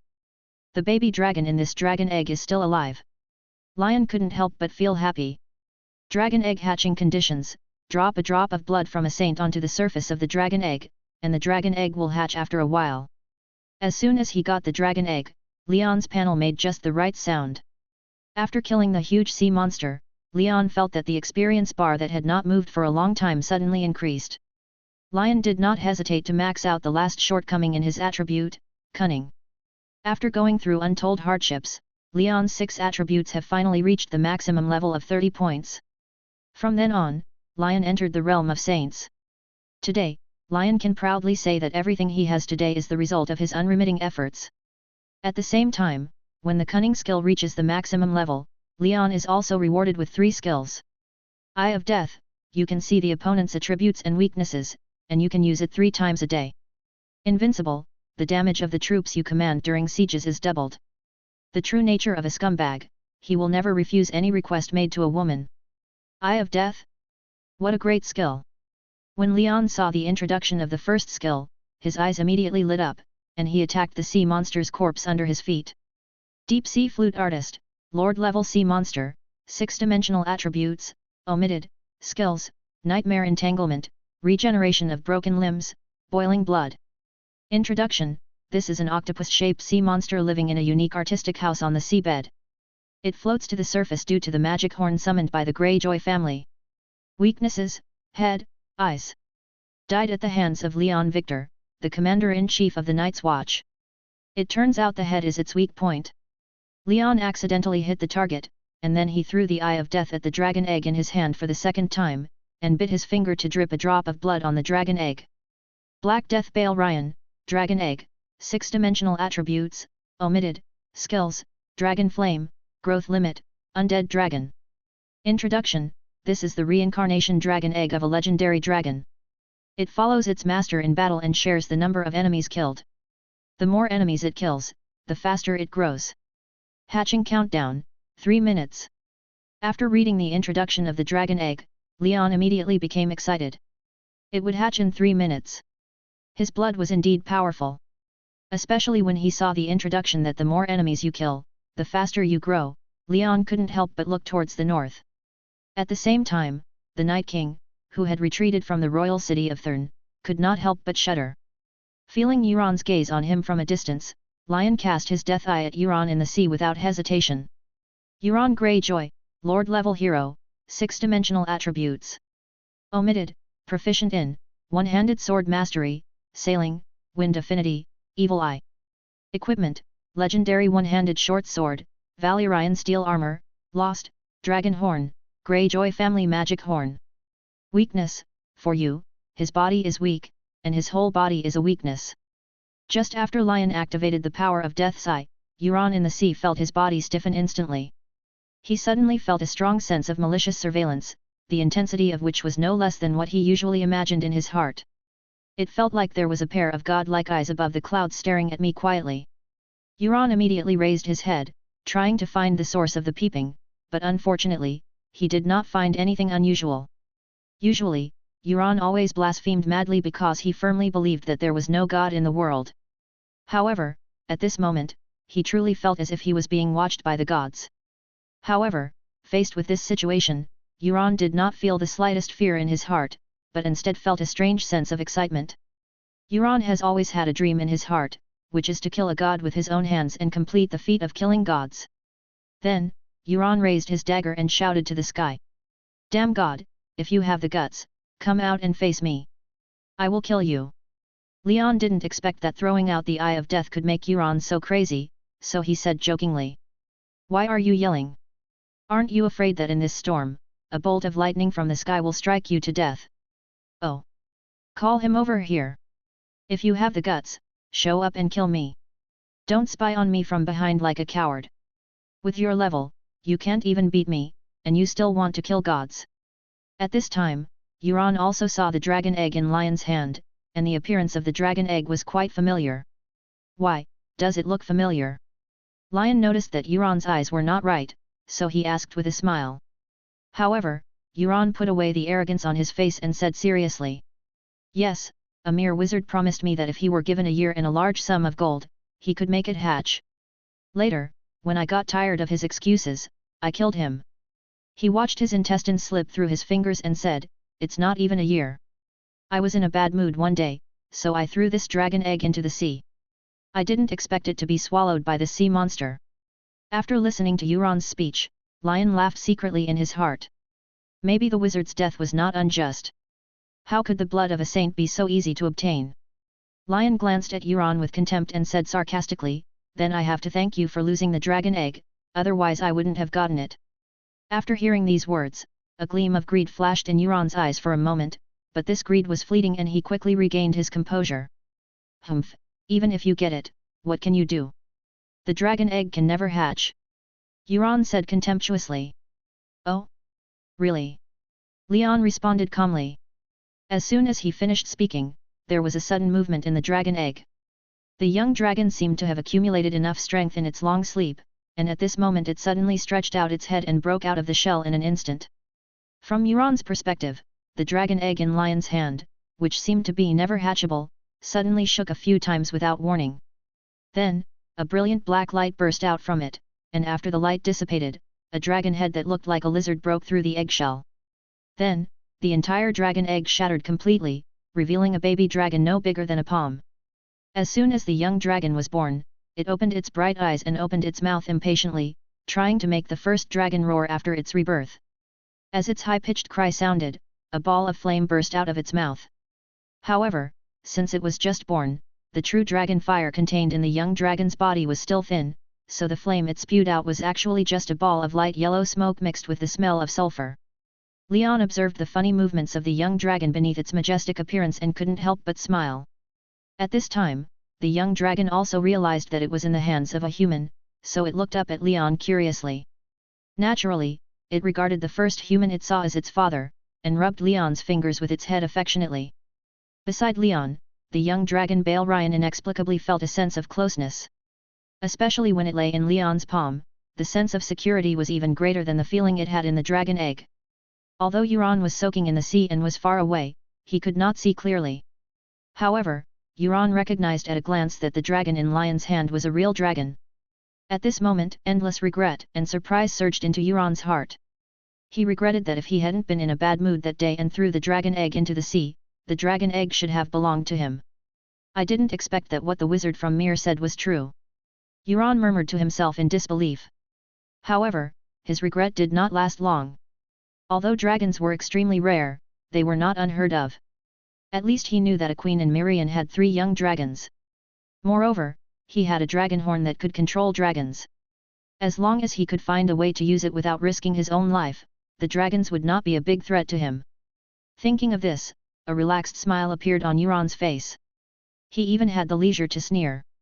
"Even if you succeed in hatching a dragon, this little dragon is so weak that you should worry about whether it can survive. After all, the people of Westeros don't want to repeat the mistake of having the sky covered by a giant dragon. That is not something you need to worry about, Euron." Leon responded, looking back at the Black Pearl, which had been badly damaged by the sea monster and seemed like it would sink to the bottom of the sea at any time.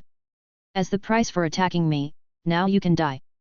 After saying that, Lion hugged the young dragon tightly in his arms, and picked up the supreme Fang Tianhuaji, ready to use it as a javelin to throw.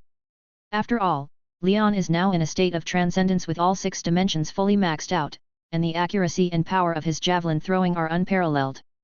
Although Yuan was always at a disadvantage in the battle with Lion, he always felt that he would not die.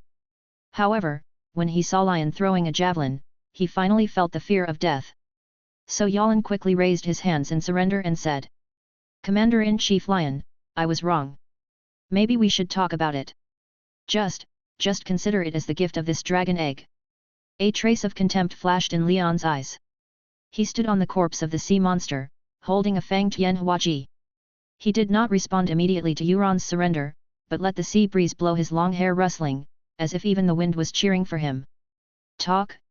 How do you want to talk? What conditions can forgive you for offending me?" Lion carried the Fang Tianhuaji on his shoulder and looked down at Yuan. Yuan glanced at the black pearl, which was already tilting and about to capsize, and a plan came to his mind. "I will offer you my serenity and our invincible Iron Islands fleet if you will forgive me. From what I understand, the Iron Islands fleet is commanded by your brother, King Balan." "Oh, that stubborn old guy. The first thing I will do when I return to the Iron Islands is to kill him. Then I will unify the Iron Islands in the north, maybe we can share the Iron Throne." At this point, Yuan's eyes lit up. He suddenly found that the queen who had 3 dragons far away in Mirian didn't seem so attractive anymore. And the partner he had always dreamed of seemed to be right before his eyes. That's Lian.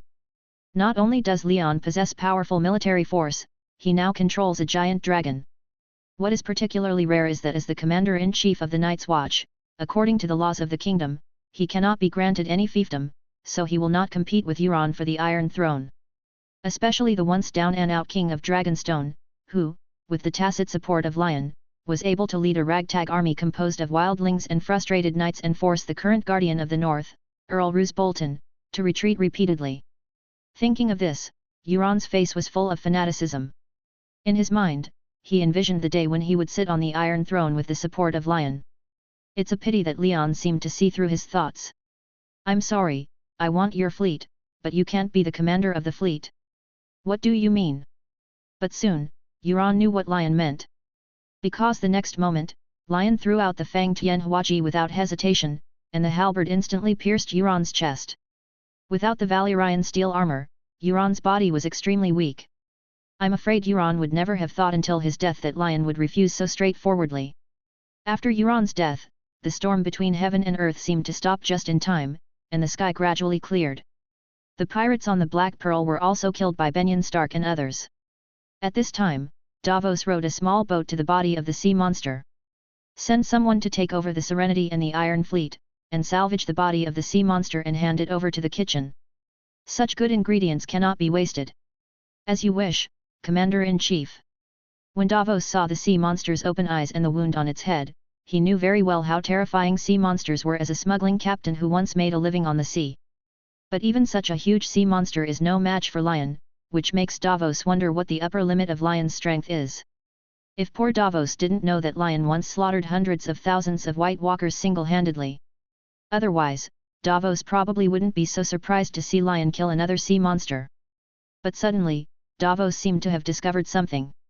Balrion's dark head suddenly popped out from Lion's arms and spit out dragon flames at Davos in a demonstrative manner. After Lion killed the Lord-level hero Euron Greyjoy, Balrion grew visibly larger, and now his body instantly grew to the size of a rabbit. He could finally successfully spit out a ball of dragon flame that looked like the flame of a lighter. "Commander-in-Chief Lion. What is that in your arms? If I'm not mistaken, is it a dragon?" Davos asked in a panicked tone. The panic in Davos's tone was not a disguise, but came from the real fear deep in his heart. After all, dragons are creatures known for their volatile personalities, and the fear they bring far exceeds those terrifying legends about the White Walkers. The family of the dragon, as the owners of dragons, the scene of their dragons hovering over the continent of Westeros and spreading fear has long shrouded the hearts of the people of Westeros. Now, after disappearing for nearly 200 years, the dragon has once again appeared before the world. Davos could already imagine the panic and anxiety that the world would feel when facing the dragon. "Is this really a dragon? Your Excellency the Commander-in-Chief?" Even though Davos already had the answer in his mind, he still couldn't help but ask a question. You are not mistaken, Davos. This is a real dragon. I named it after Bael Ryan. Bael Ryan. Davos knew the meaning behind the dragon's name. Aegon I Targaryen, more commonly known as Aegon the Conqueror or Aegon the Dragon Lord, was a great leader who successfully conquered the Seven Kingdoms and led the Targaryen family to establish the first unified dynasty in the history of Westeros. During his reign, he rode the largest dragon in the history of Westeros, Bael Ryan the Black Death, and was victorious in almost every battle. And Lion named this dragon Bael Ryan. Does this mean that Lion also has the ambition to unify the continent? No, it's impossible. Davos thought. Commander-in-Chief Lion is a member of the Night's Watch. Even if he gets the dragon, he can only remain neutral and cannot participate in the affairs of the kingdom. But will Leon's strength allow him to sit back and watch the kingdom fall into this protracted civil strife? Davos secretly sighed in his heart, and at the same time he was somewhat curious about the closeness that Bael Ryan showed to Leon. I heard that only people from the dragon family can get close to a dragon. Commander-in-Chief Lion, how can you get so close to a dragon? Davos couldn't help but speculate about Leon's life experience with the most vicious thoughts. Could it be? Perhaps dragons like to be close to strong people, and I happen to be one of them. As he spoke, Leon inadvertently revealed a hint of the aura of a saint. To a native like Davos, this aura was no less powerful than that of a god. He even had the illusion of being an ant. No wonder. Even though Davos still had doubts about Lion's statement, he had to admit it under the powerful pressure emanating from Lion. After witnessing Lion personally ending Euron's life, the Iron Islands warships, led by the Serenity, dropped anchor under the instructions of Davos, waiting for Lion's men to take over. On the deck of the Serenity stood all kinds of people, including mutes and mixed-race bastards, and they were all silent. When Lion led his men onto the deck, he was surprised to find that there were not only people with skin as dark as asphalt, but also short, hairy, and ape-like creatures of Sotho Rios. This group of people was indeed diverse and astonishing. After losing their captain Euron, the crew of the Serenity showed unexpected cooperation in accepting the takeover by Davos and his team. Obviously, for these villains whose tongues had been cut off, Euron's death was undoubtedly a relief for them. At this time, Lion ordered his men to retrieve the Fang Tianhuaji that he had thrown out, but the sailor said that Euron's body was not found. Maybe it was eaten by a swimming shark. The sailor argued. However, upon hearing the news, the crew members on the Serenity expressed fear. One of them kept waving his hands and speaking in incomprehensible sign language. My lord, what he means is that Euron is a ghost from the sea. As long as he comes into contact with the sea water, he may come back at any time. Davos finished his guessing, and the crew member of the Serenity nodded vigorously. It doesn't matter. If I can kill him once, I can do it a second time. Leon gazed at the deep blue sea. As an extraordinary being, he possessed such confidence and strength. It is undeniable that Euron does have the home advantage at sea. As long as he has the desire to survive, the sea will hardly become Euron's burial place. However, once on land, Lion thought to himself, I have countless ways to make Euron die without a burial place. My lord, what do you do with the crew of the Serenity? Benyon Stark, who was standing by, looked at the many Iron Islands pirates who had assembled, put his hand on the two-handed sword at his waist and asked. Pirates are the most vicious robbers in the world. If you are attacked by robbers on land, you may still survive, but if you are attacked by pirates at sea, you will definitely die. So no matter which lord caught the pirates, the first fate they faced was death penalty, so there had never been people with such bad behavior being exiled to the Great Wall. There are many abandoned fortresses on the wall, and they need manpower to operate them again. Let them sail the ship to Eastwatch, put on black clothes, and guard the wall. Leon looked at the group of villains in front of him and decided their destination with just a few words. It is good. Benyon Stark loosened his grip on the hilt of his two-handed greatsword. The deck of the Serenity was not entirely silent, as many Ironmen from the Iron Islands were among them. After hearing Lion's decision, some of them couldn't help but frown, and one Iron Man even stiffened his neck and walked up to Lion and asked. Lord Commander, we are the Ironborn following Euron Greyjoy to sea. It's fine if you try the crew of the Serenity, but why do we have to go to the wall as well? Yes, we won't go anywhere without asking King Baron for permission.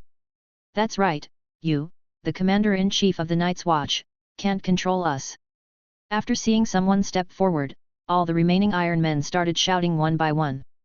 The sailors of Stannis's fleet, who had just experienced a fierce battle, naturally refused to be outdone and drew their swords to the necks of the prisoners, shouting at them to shut up. But the Ironmen are fearless and don't care about the threats posed by these sailors. So, Ban Yang looked at Lion again, waiting for Lion to give orders. Lord Balon of the Iron Islands, right? I will send someone to invite him to the wall to negotiate. As for you guys, don't go there. Stay in the dungeon of Eastwatch first. Lion's orders were extremely tough, and the Iron Men decided to quit while they were ahead. After all, the drowned god they believed in could only protect them from being drowned. Being beheaded is not the responsibility of the drowned god. The Serenity had only one mast, hoisting a sail as dark as the night, and the hull was painted dark red to cover up the bloodstains that once soaked the hull. On the bow stands a statue of a girl made of black iron, with one arm stretched out, her posture elegant and firm. The statue has a slender waist, tall and plump breasts, long and well-proportioned legs, and thick black iron hair fluttering in the wind behind her head. The girl's eyes are carefully carved from precious mother of pearl, deep and mysterious, but the sculptor did not give her a mouth, as if telling a silent story. The ship attracted much attention for its notoriety at every port it called on its route from Ibn to Ashai. It was the same when she docked at Eastwatch by the sea under the banner of the Crow's Eye. The merchants who had been waiting in the commercial district at the dock were all terrified when they saw the ship. They hurriedly packed up their goods and wanted to flee. However, the merchants were stopped by their counterparts from Bravus. Urs raised his hands high and said to everyone with a smile. Don't panic, everyone. This ship is not here to rob. Its captain is our distinguished guest. On the busy dock, Kay's auntie sat in a luxurious golden-roofed sedan chair carried by 8 people. Next to him was a new batch of Golden Heart archers he had carefully recruited from the Summer Islands. His eyes were fixed on the silence, hoping that Euron would bring his treasure back safely. As for whether Euron will embezzle his treasure, he had no fear about this question. Today, Kay's auntie has taken control of Ryukyu.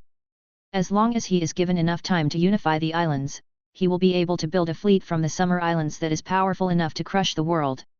He never cared about little Euron at all.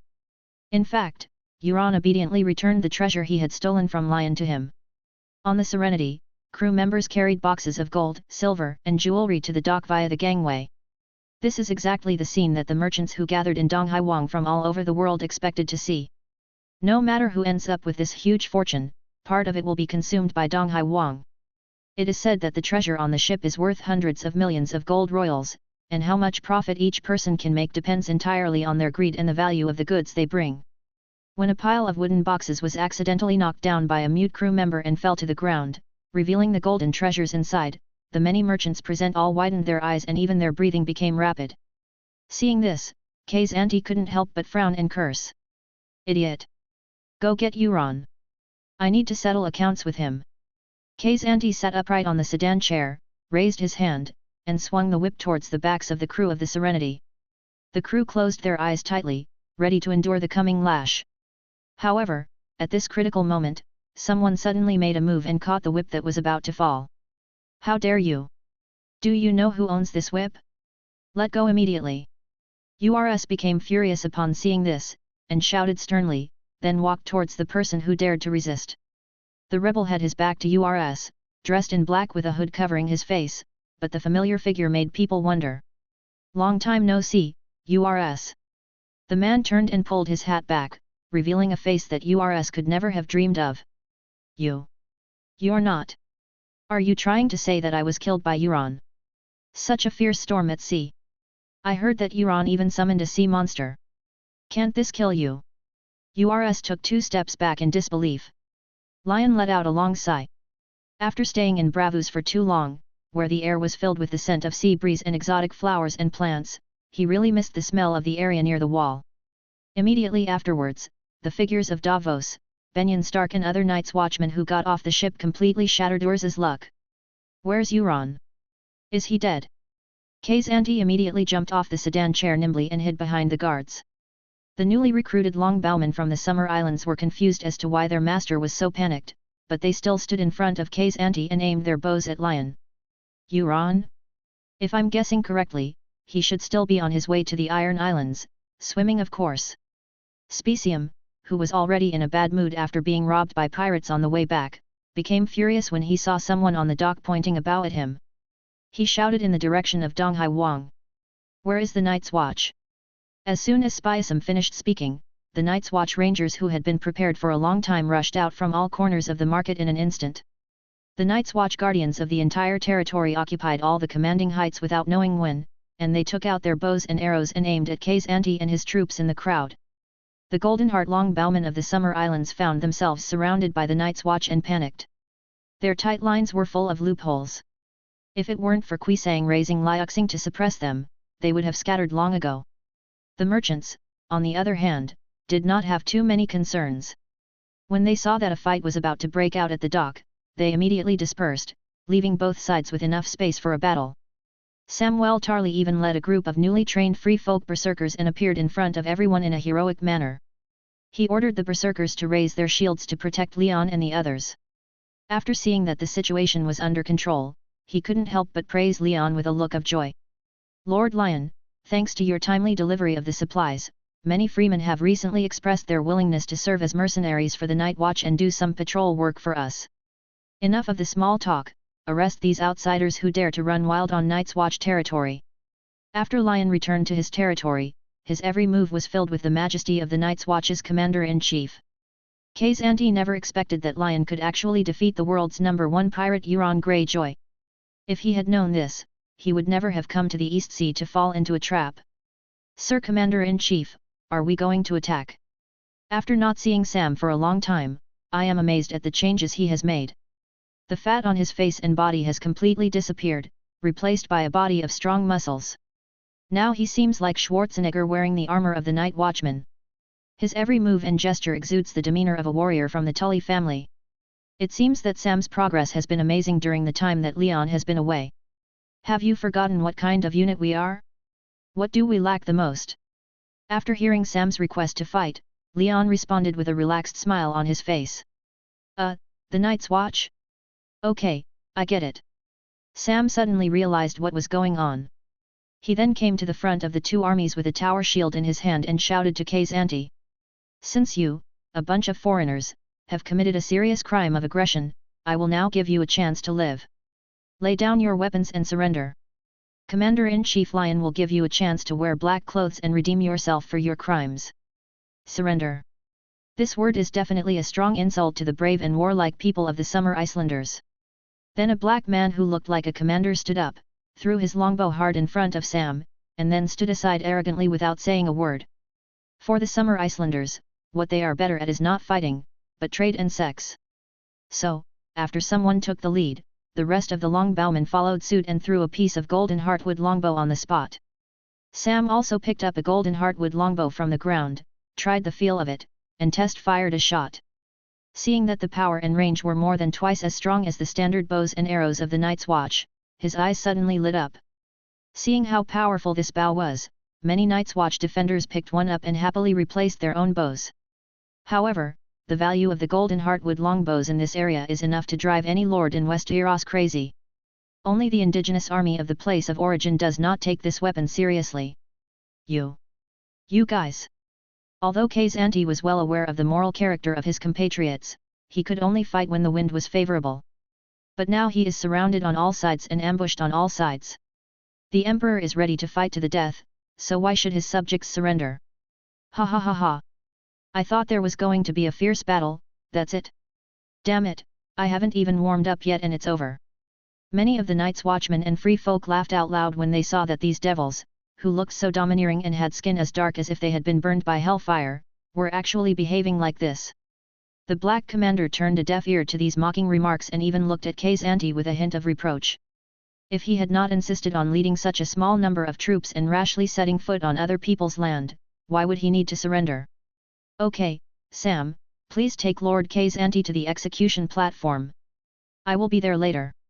Lion raised his hand to stop the laughter of the Night's Watch and the free folk. With the addition of dozens of prisoners from the Summer Islands, plus the previously captured Ironmen from the Iron Islands, the dungeon space in Eastwatch by the Sea is already stretched to the limit and obviously cannot meet the current demand. Therefore, Lion feels that he must hurry up and expand the dungeon. After careful consideration, Lion thought that it might be a good idea to let the prisoners themselves participate in building the prison that would trap them.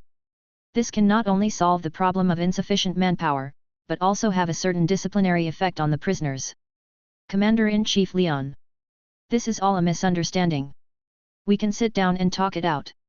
K's auntie awkwardly kept holding Lu Xing, but now he had to put it down.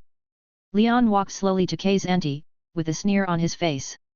It's really weird, why does everyone think they can negotiate with me? I am a noble. So are you. Nobles don't kill nobles. Isn't it normal to discuss the conditions for my release? That's right. Then tell me, what can you give in exchange for your life? Dog's life? No, Commander-in-Chief Lion, we are not discussing my dog, but my own life. K's auntie caught a flaw in Lion's words with his sharp eyes, and couldn't help but laugh. He secretly praised himself for being smart and cursed Lion for being a little fox. Hearing this, Leon frowned and shouted sternly.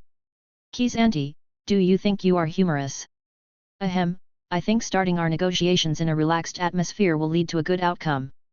K's auntie waved his hand quickly, and then he returned the liuxing in his hand to Leon without hesitation. After all, in his opinion, liuxing seemed to have lost its legendary magical powers. After losing its multiple arrow function, it was just a good bow in his hands. So he took the initiative to return the liuxing bow as a stepping stone, and K's auntie felt that his chances of survival had increased a bit. As for the conditions I can offer, in addition to this precious liuxing bow, I am willing to dedicate all the treasures I have to you. At the same time, I noticed that Commander-in-Chief Lion is in urgent need of manpower, so I am willing to go to the Summer Islands in person to recruit a strong Night's Watch force for you. What do you think? Not a very good offer. After all, your wealth was traded to me in the first place, and the liuxing is just being returned to its original owner. As for what you said about recruiting Night's Watchmen from the Summer Isles. Lion looked at the black uncles who took off their armor and surrendered and shook his head. It was obvious that he had a deep prejudice against this army. This prejudice had nothing to do with combat power and was completely unreliable. The mere fact that they surrendered before fighting made Lion completely disregard the idea of these black uncles being night watchmen. People like this who hinder the team in a war are just a mob no matter how many of them there are. As soon as Leon finished his words of complete denial, Quisante's face turned visibly purple and he stood there in a daze. In the crowd, Urs took this opportunity to escape, but was blocked by a ferocious night watchman. After noticing this, Leon hooked his finger at Urs, who then walked over with a helpless look on his face. Urs, I remember that our cooperation was always pleasant, right? Hearing Lion's question, Urs couldn't help but recall the business of helping Lion mine and transport dragon crystal from Dragonstone some time ago. Lion paid the money very readily. It was actually a good deal. Thinking of this, he couldn't help but nodded. The only thing I care about is the golden heartwood bow from the Summer Islands. How about this? I'll give you a chance to live. Commander-in-Chief Lion, please go ahead. Golden heartwood longbow. How many I need depends on how many you can get.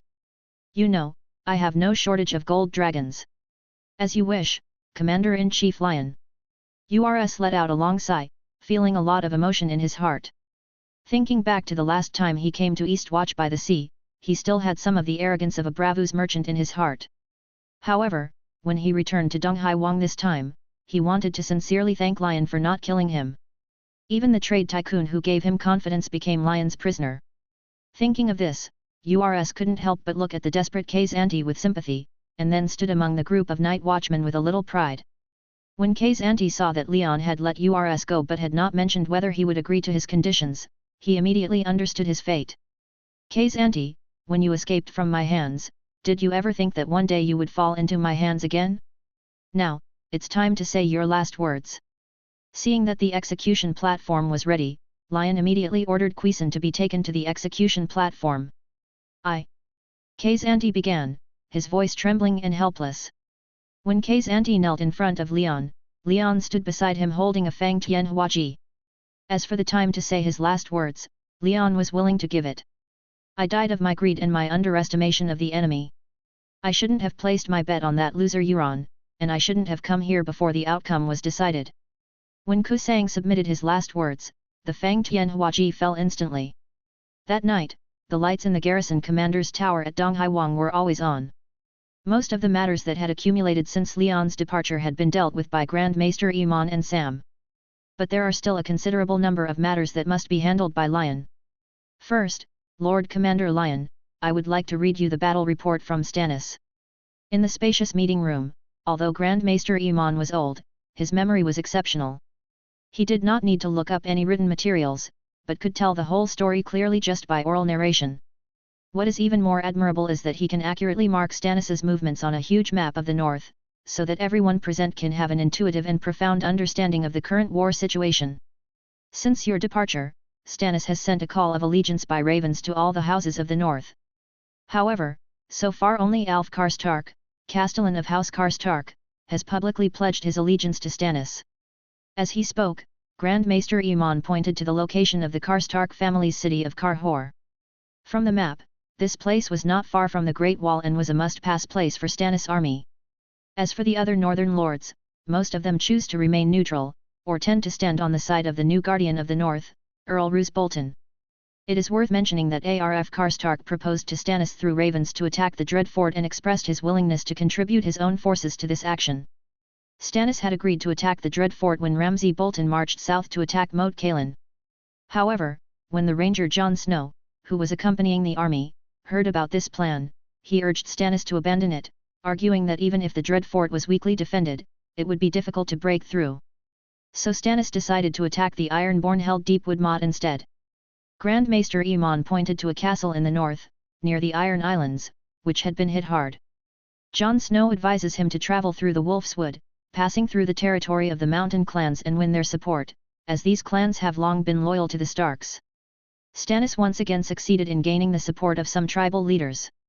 After receiving about 3,000 reinforcements, he successfully rescued Deepwood Motte, which had been harassed by the Ironborn. Stannis captured several Ironborn, including Asha Greyjoy, and returned Deepwood Motte to the Glovers. This move won him the favour of the northern families and the support of the Glover and Mormont families, while also attracting many northerners to serve him. The castles that Aemon pointed to all had one thing in common, that is, the family's fiefdoms were all adjacent to the sea. Currently, Stannis's army consists of approximately 1,000 Dragonstone cavalry, 1,500 freefolk, 3,000 mountain clan warriors, 35 northern fiefdom knights, and 800 knight retinues. They total about 6,000 men, and Roose Bolton's army near Winterfell is quite weak according to intelligence. So, Stannis could not wait to order the army to march towards Winterfell, but encountered a blizzard on the way, which slowed down the journey. Grand Maester Aemon carefully mapped out a path from Deepwood Motte to Winterfell through the Wolf's Wood.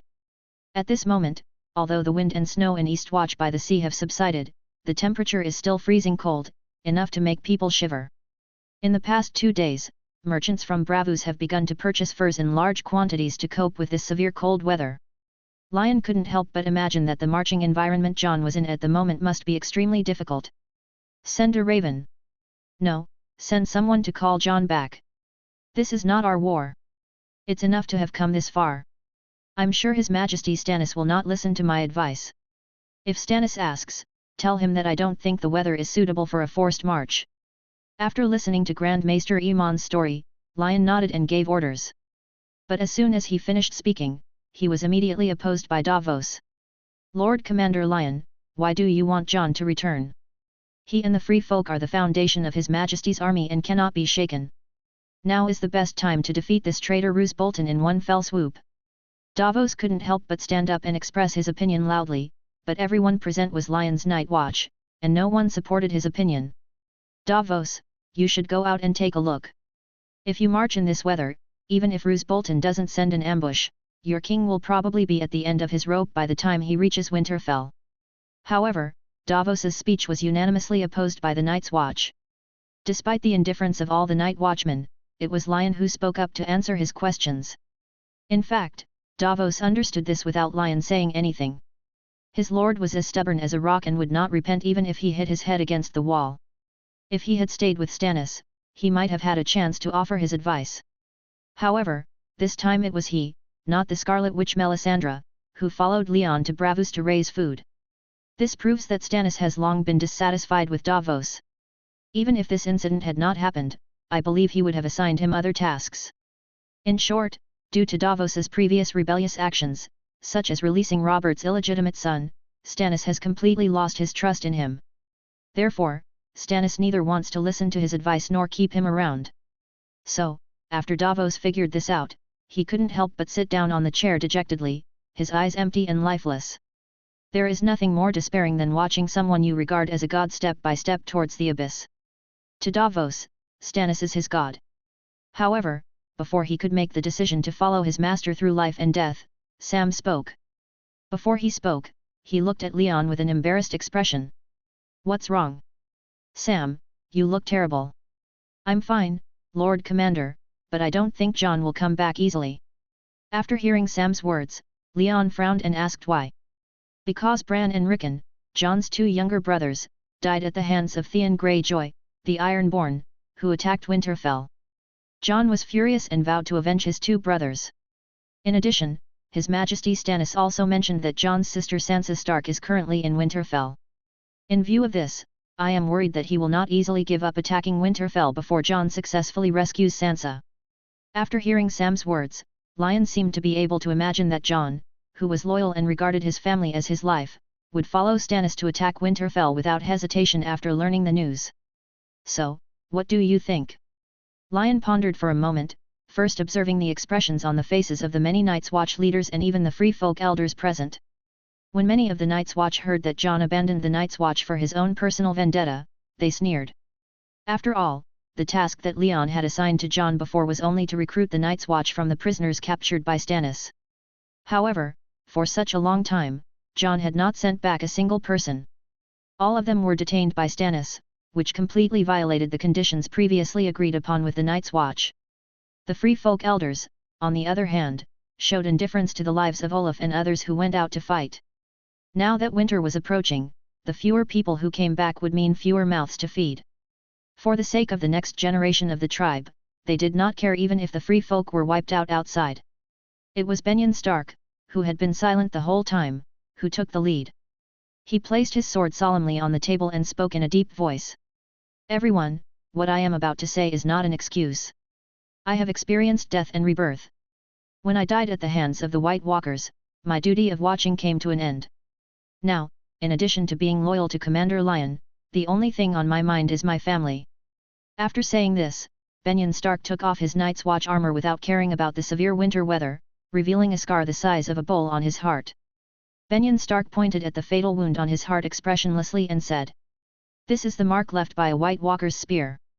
If anyone doesn't believe me, you can call back the White Walker patrol outside the wall to ask." After listening to Benyon Stark's speech, even those Night's Watchmen who had doubts about his words had to admit a fact. It seems that Benyon Stark will go south to rescue his two nephews and nieces, because they may be his only relatives left in this world. "Benyon, I believe you." While many of the Night's Watch remained silent, it was Grand Maester Aemon who believed Benyon's words. "Grand Maester Aemon, you once said that every man who has sworn the oath of the Night's Watch must go through at least 3 tests before he can truly become a qualified Night's Watchman. I'm sorry, this is my 4th test." Then, Benyon Stark turned his gaze to Lyon and said, "I'm sorry, Lord Commander, please forgive my disengagement. As Jon and Sansa's uncle, I must ensure that they are alive, so as to be worthy of my dead brother and sister-in-law. No matter what, Benyon, you have betrayed the Night's Watch for your own selfish gain." A high-ranking member of the Night's Watch said something to spoil the mood after listening to Ben Yang's speech full of affection. As soon as these words were spoken, there was quite a commotion among the Night Watchmen. "Are we going to choose a Chief Ranger after you leave? There have been 2 Starks, and there is not even one qualified one." Another Night Watchman immediately chimed in with a complaint. However, in the face of his colleagues' wishes, Benyon Stark's thin but expressionless face remained calm and unannoyed. He asked, "Everyone, when we, the Night's Watch, were first established, who were we on guard against? Of course it's the Wildlings and the White Walkers." When an outspoken Night's Watchman uttered the word Wild Man, the atmosphere in the meeting room suddenly became tense, and several Free Folk leaders looked at him with eager eyes. The Night Watchman quickly realized his slip of the tongue and hastily added, "But that was all in the past. Now all the Free Folks north of the wall have been killed by the White Walkers. Those left south of the wall are the new Northerners. What about the White Walkers?" Benyon Stark asked the man again. The Night's Watch thought about it and suddenly his eyes widened, then he realized that the White Walkers were probably no longer a threat. Even the powerful Lord Lyon recruited a patrol of more than 40 White Walkers. The Night's Watch had witnessed with their own eyes this group of evil ghosts slaughtering some whites that were wandering unconsciously near the wall. It has been a long time since any White Walker or White appeared north of the Great Wall. Even if there is one, it is from the Night's Watch. Thinking of this, the Night's Watch fell silent. He no longer had the courage to refute Benyon Stark's words of withdrawal, but he still stood straight with a look of defiance. When the other night watchmen saw this, they seemed to understand something and all looked at Lion. At this time, after examining the performance of his men, Leon turned his gaze to the Night Watch leaders and said solemnly, "To all the Night's Watchmen present here, please allow me to make one thing clear, the duties that our ancestors have upheld for countless days and nights, those threats from the wildlings and the White Walkers, have come to an end in our generation. For thousands of years, whenever we attend the funerals of our deceased companions and recite the words 'Your watch will end here until you die,' have we ever thought deeply about when our own persistent watch will come to an end? I have always adhered to my vow to watch and have never wavered.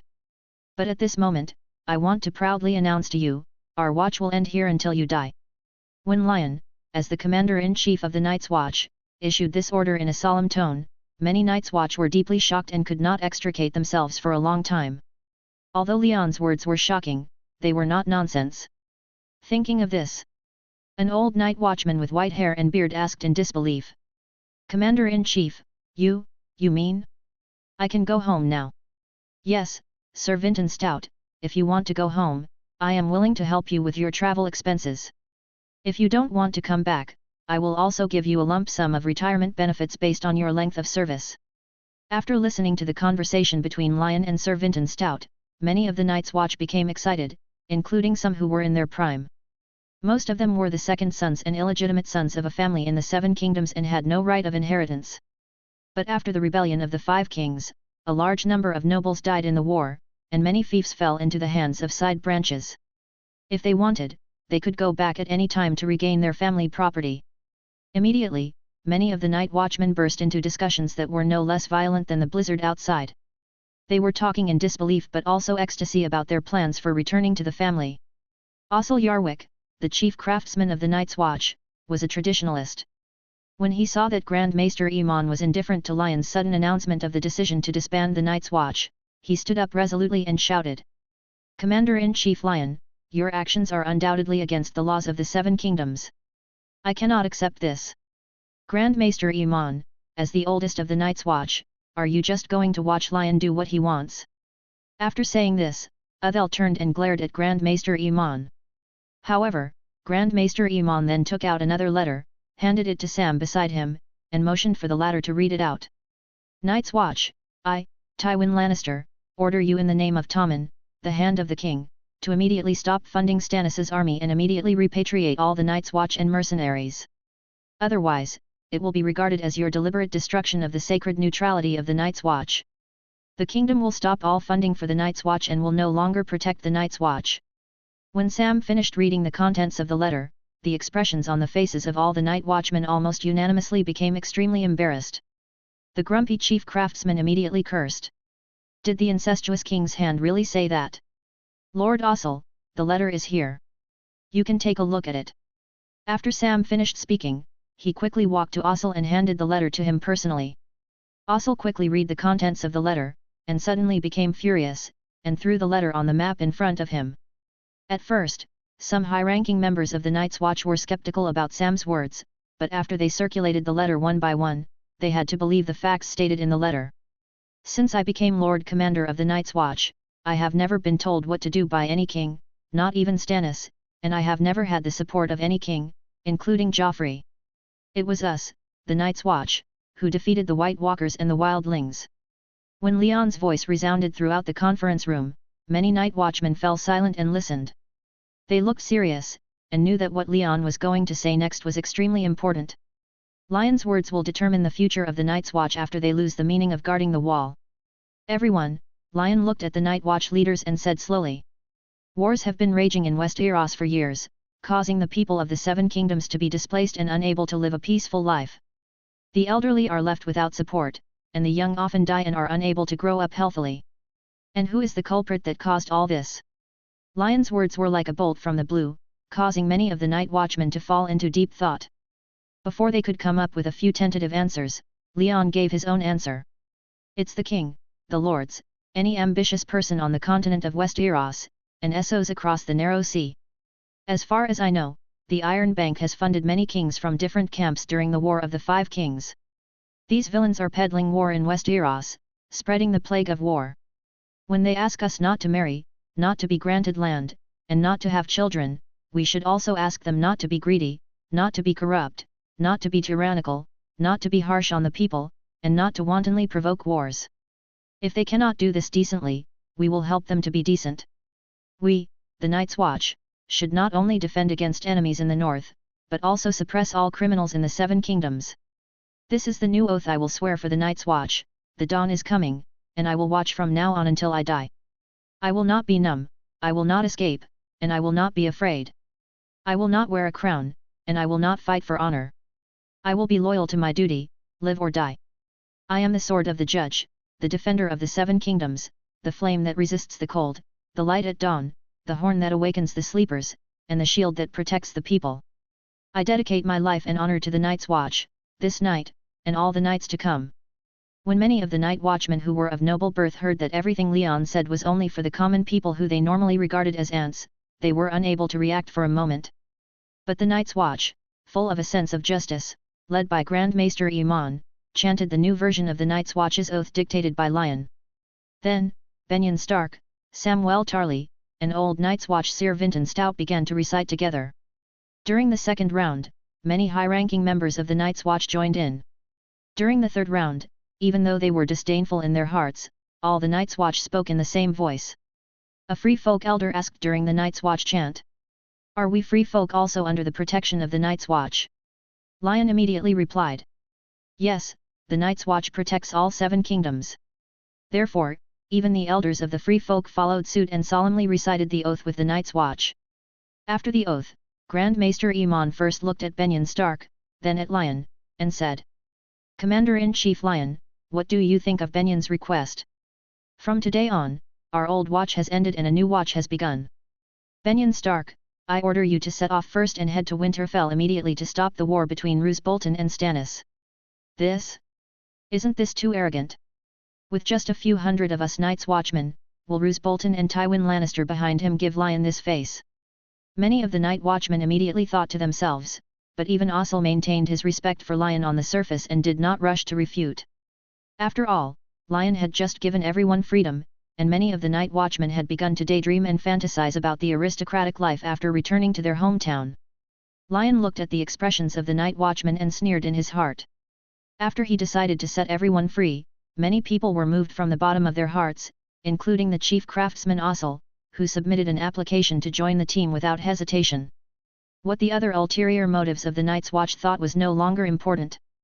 As long as they are willing to leave, Lion will never stop them.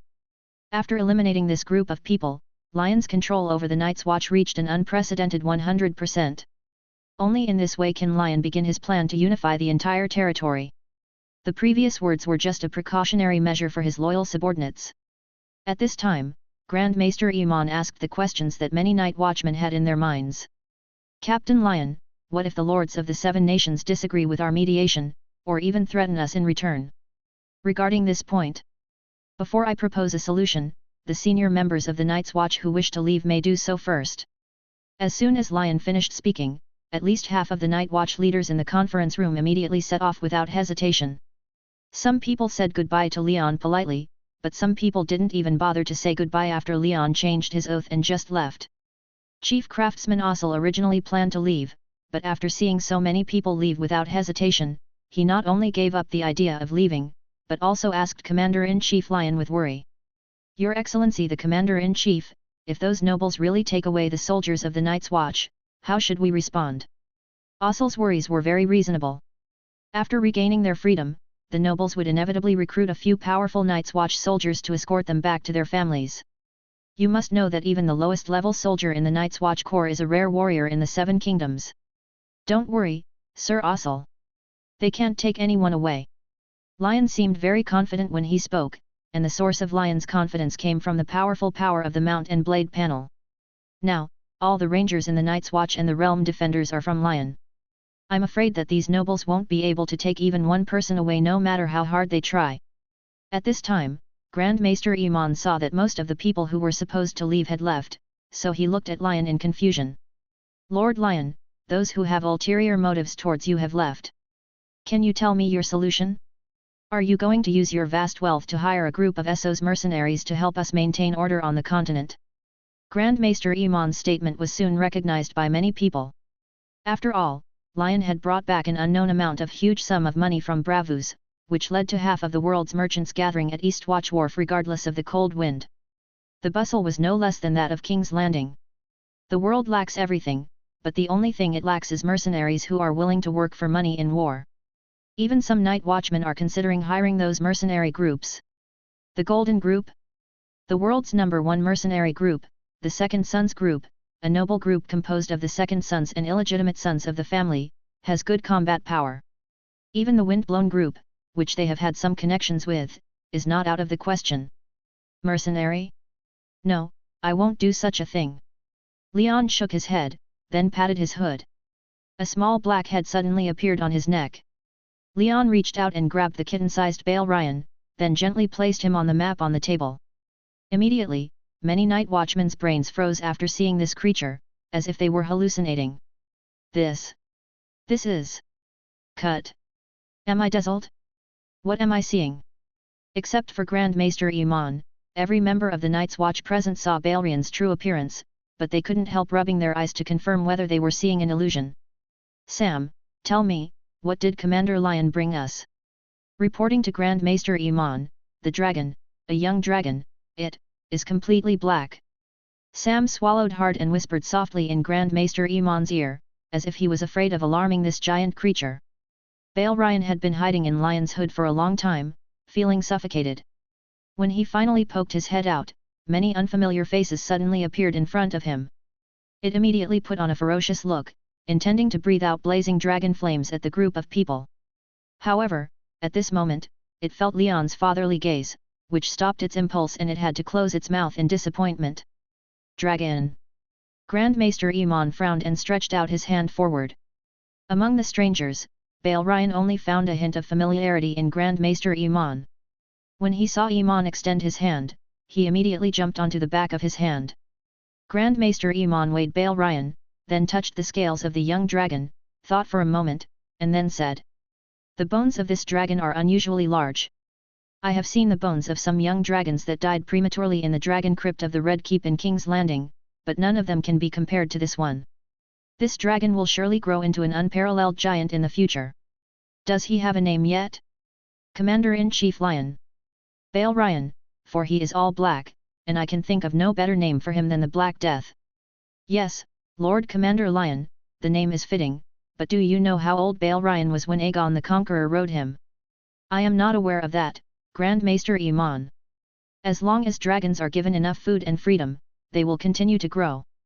Bale Ryan witnessed the catastrophe of Valeria, but he was still young at that time. It was not until he grew up 100 years later and his wings were strong enough to cover the sky that Aegon the Conqueror launched the War of Conquest. Bale Ryan is still too young. You must give this dragon at least 20 years to grow before you can fulfill your wish. Grand Maester Iman spread his hands helplessly, and Bale Ryan slid from his palm onto the table. After thinking for a moment, it returned to Lion's hood. Although Lion's hood is not roomy, it is warm and comfortable. Then if you add this, will it work? As Leon spoke, he raised his hand and slapped his liuxing bow onto the table. What is this? Including Grand Maester Iman, at least half of the Night's Watch present had never seen Lu Xing show his power. Could it be that a small bow was more powerful than a dragon? Benyon Stark, one of the few Night's Watchmen who had witnessed the might of Ryasei in its heyday, smiled and said, "With this bow in hand, Commander-in-Chief Lion will be invincible." In response to Benyon's statement, the Night's Watch leaders openly believed that this bow referred to the Night's Watch's powerful long-range firepower unit. The name Night's Watch Realm Defenders was originally given by Lion. Moreover, each of the defenders had served under Lion, the then head coach, when they were new recruits, so they could be said to be Lion's direct troops. As for the combat effectiveness of this unit, every night watchman present could not deny its strength. But we are too few in number. Even if every man of the Night's Watch can fight 5 men at once, there are still at least 400,000 fully armed lords private soldiers in the 7 kingdoms. If we declare that we want to restore peace to the 7 kingdoms, I'm afraid such a declaration will only be regarded as a joke before we can show enough deterrence. Chief Craftsman Ossel's face was solemn. He didn't know where Ben Yang got the confidence to trust Lion. Yes. I suggest that we gather our strength for the time being before the dragon grows up, and start recruiting a group of mercenaries from Essos. Our current task is to resolve the disputes in the north and even the Seven Kingdoms through negotiations.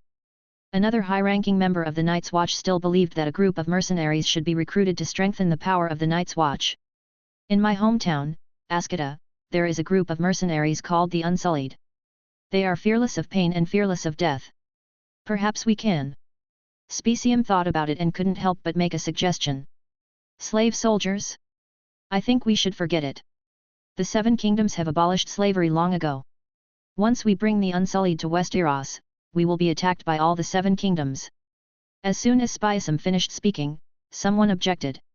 Lion kept a mysterious smile on his face as he listened to his subordinates expressing their opinions in a disorganized manner.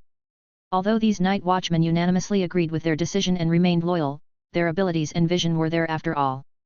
They did not doubt the ambition that Leon had made, but they believed that it would be impossible to achieve it before the dragon grew up, so they began to argue and shirk responsibility as the nobles often did. Everyone had good ideas, but it was absolutely impossible for them to follow Ben Yang south. Then Davos couldn't stand it anymore. In a rage, he slammed the table and stood up, making a loud noise, which immediately silenced the noisy night watchman. How can we run the Night's Watch with a bunch of bugs like you? Davos said nothing on the surface, but he was secretly complaining in his heart. Commander-in-Chief Lion, your ideal of restoring peace to the people of the Seven Kingdoms is great, but it cannot be achieved by just having a discussion here. After saying this, Davos turned and was about to leave. Lion suddenly spoke up to keep him. Please wait a moment. I have something else to discuss with you. Davos asked. Lord Leon, do you have anything else to tell me? Leon stood up, a relaxed smile on his face, and replied. I just suddenly changed my mind and decided to go to Winterfell in person to mediate. What if they don't give you face? A night watchman couldn't help but ask. Then I will make Stannis and Roose Bolton an offer they can't refuse. Wolf's Wood is a vast forest in the north, composed mainly of oak, evergreens, and blackthorn. The forest is named Wolfwood because of the howling of wolves that often echo in the forest. This forest is located on the northwest coast of the north and has a unique geographical location. Although the deep Wolfwood is inaccessible, some rare children of the forest, homesteaders and hunters still choose to settle here. After setting out from Deepwood Castle, the home of the Glover family in the Wolfwood, Stannis ordered his soldiers to march to Winterfell despite the blizzard. He planned to take Winterfell while its defenses were unarmed and capture it before Ramsay Bolton returned. This move is obviously not a wise one and can be said to be a taboo in military strategy. However, Stannis stubbornly believed that he could successfully capture Winterfell before Ramsay's reinforcements arrived, so that he could take advantage of the situation and reap the benefits. But the snow and wind will not weaken in the slightest because of Stannis's firm will.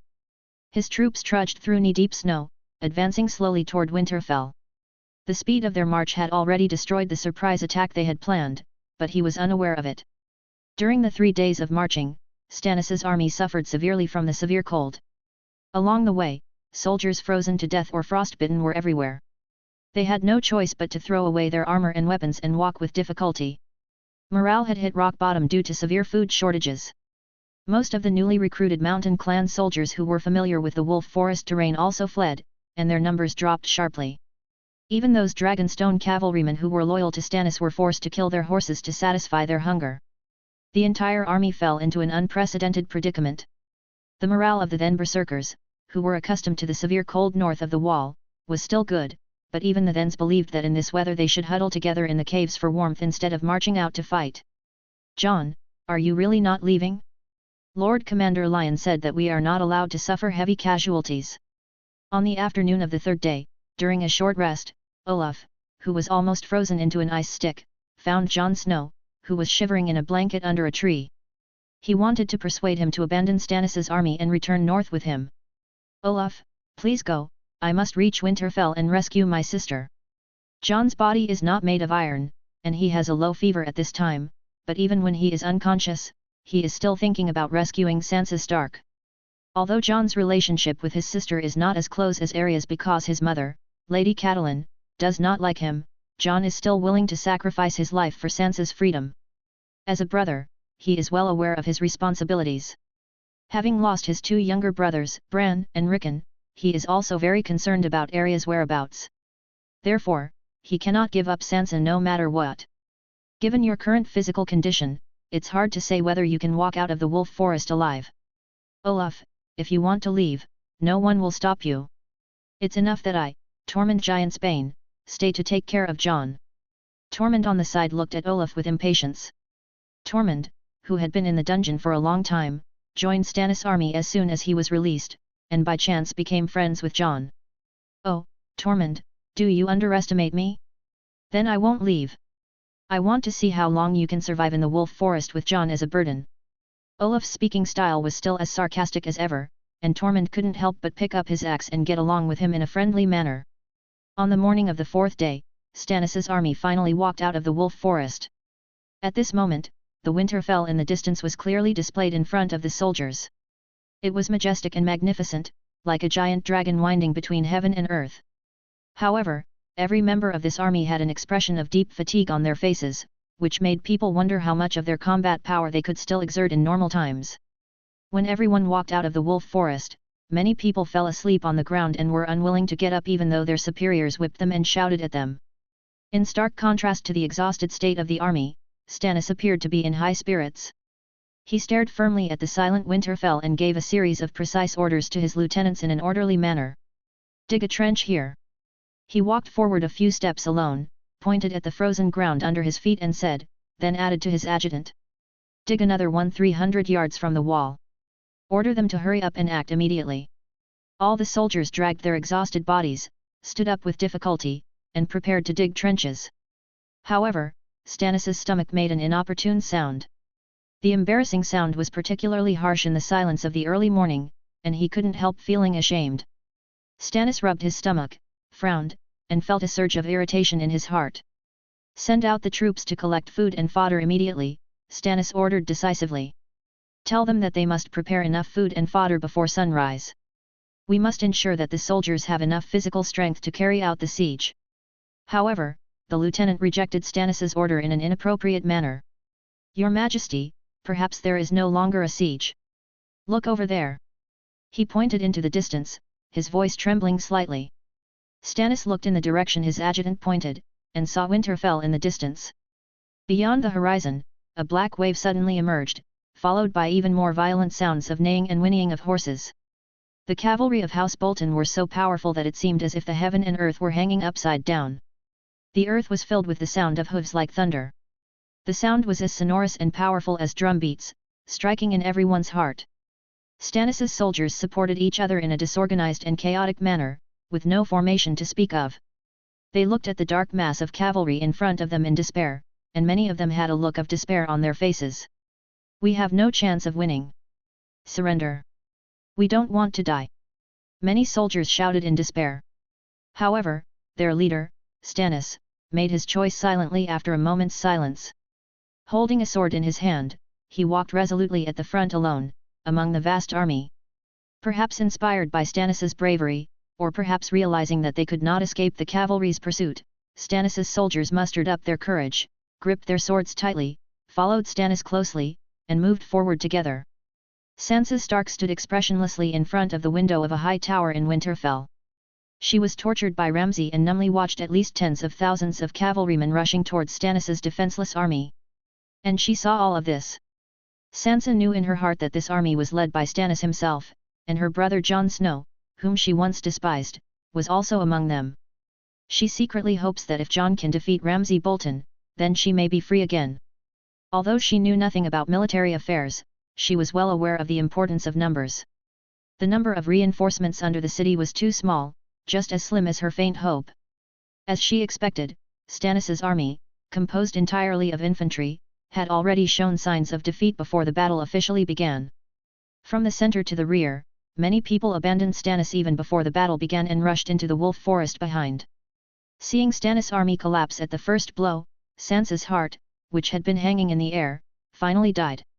At the Battle of Winterfell, the massive armies of both sides engaged each other for only half an hour. In the next few hours, the Bolton family's cavalry had only one task left, which was to massacre the fleeing soldiers.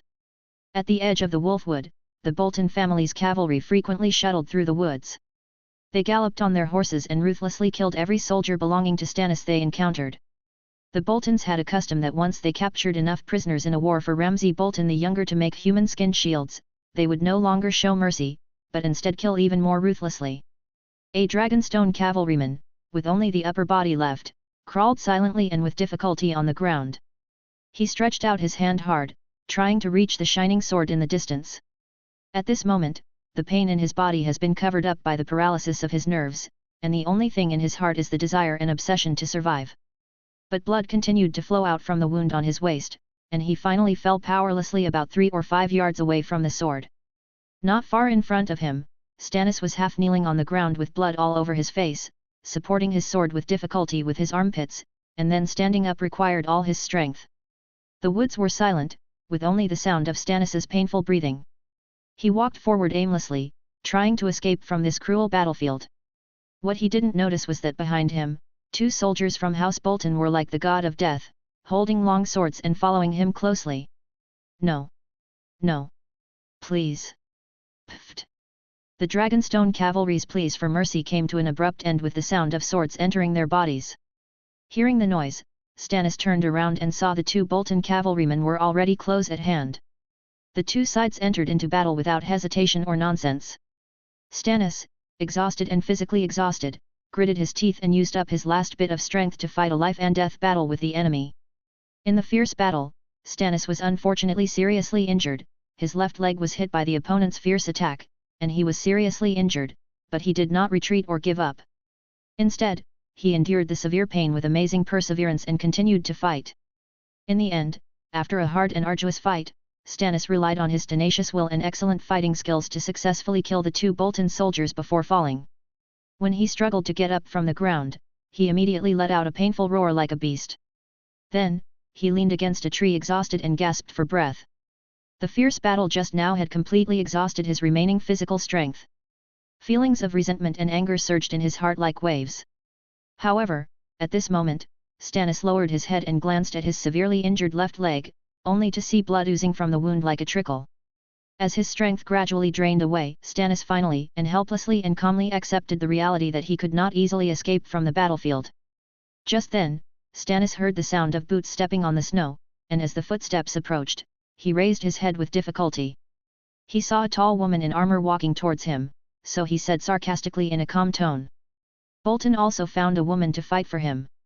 I do not serve the Boltons. I am Brienne of Tarth.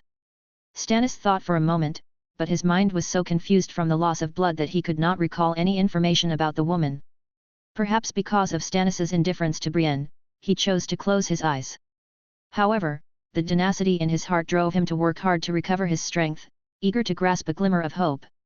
After all, he had persisted even in such a difficult moment as defending Storm's End in despair.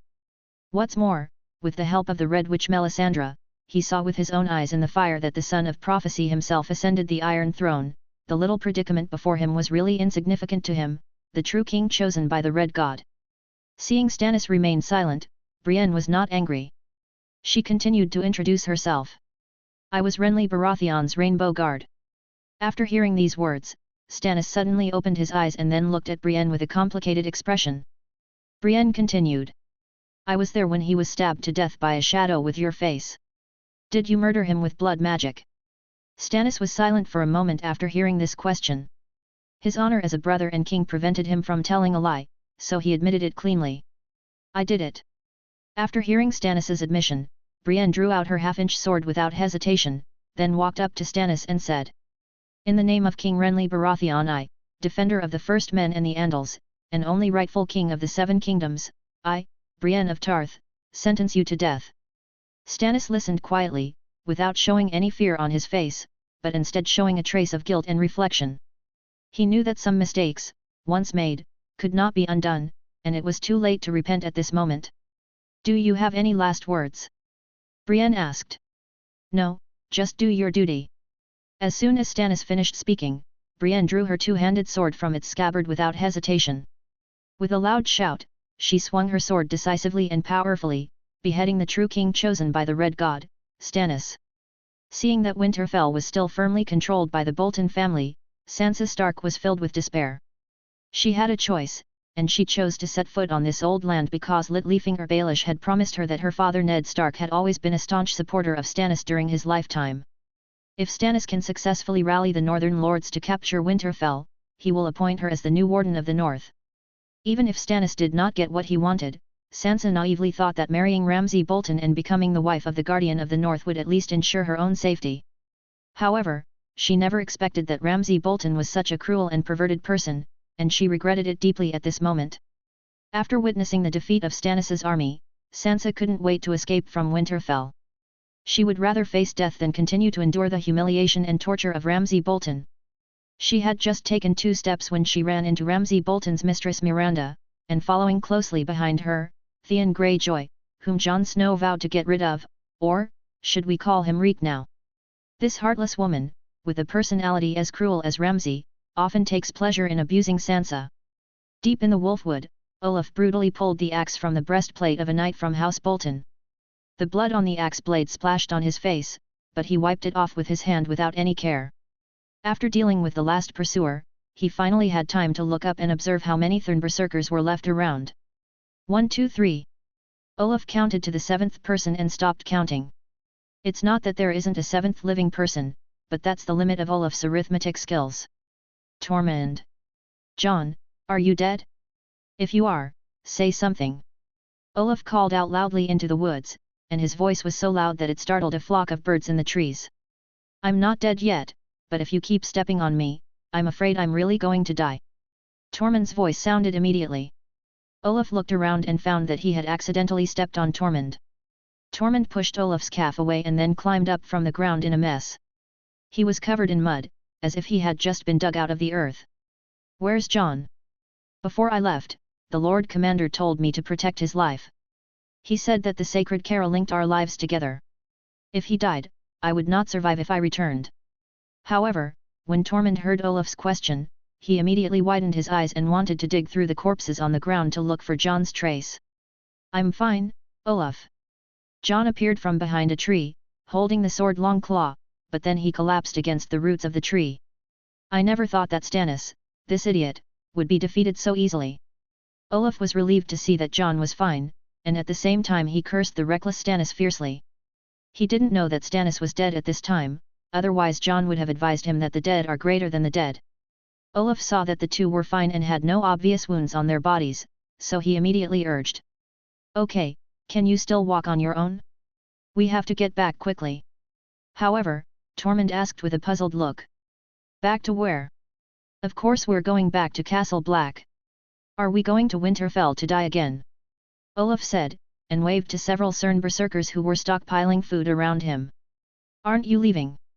Olaf glanced at Jon who was sitting on the ground and asked. You shall go.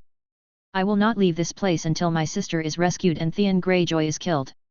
Jon finished his words under a breath, as if the power of hatred had restored all his strength. He held onto the tree and stood up with difficulty. Jon, you're even crazier than I thought, so Tormund, do you want to come with us? Hearing Olaf's question, Tormund glanced at Jon and said. Stannis's army has failed. I'm afraid we can hardly protect ourselves with just a few of us. Tormund, do you really want to go to Winterfell with this crazy crow? Why not? Hearing Tormund's answer, Jon gave him a grateful look. Seeing this, Olaf cursed helplessly. Damn it, Jon, when we capture Winterfell, you must catch a few fat goats for me to enjoy, preferably domestic goats that are fat enough. Jon looked at the free folk around him. They were willing to risk their lives for his personal matter, and he was deeply moved by this friendship. He said nothing, but hugged every freeman around him one by one. From that moment on, Jon solemnly swore in his heart that his sword would no longer only wield for the Night's Watch, but also fight to protect these freemen. However, ideals are full, but reality is very skinny. After Jon and his companions had a good rest, they quietly arrived outside Winterfell under the cover of night, only to find that the situation was somewhat unexpected.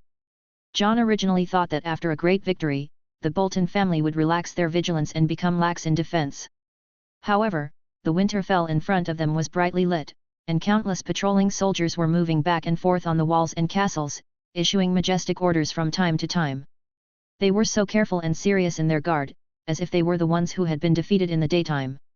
John and his companions were shocked to see this. Damn it, is there a traitor among us? In a corner of Winterfell, John and his group cleverly avoided the patrol's sight. At this time, Olaf raised his axe in frustration and pointed it at several Thorn berserkers around him. Olaf, stop yelling. We have all sworn allegiance to Commander Lion. How could anyone betray us? Seeing this, Tormund quickly covered Olaf's mouth. The latter pushed Tormund away and angrily swung his axe in the air a few times to vent his anger. Don't panic, we're not exposed. It sounds like they're looking for someone.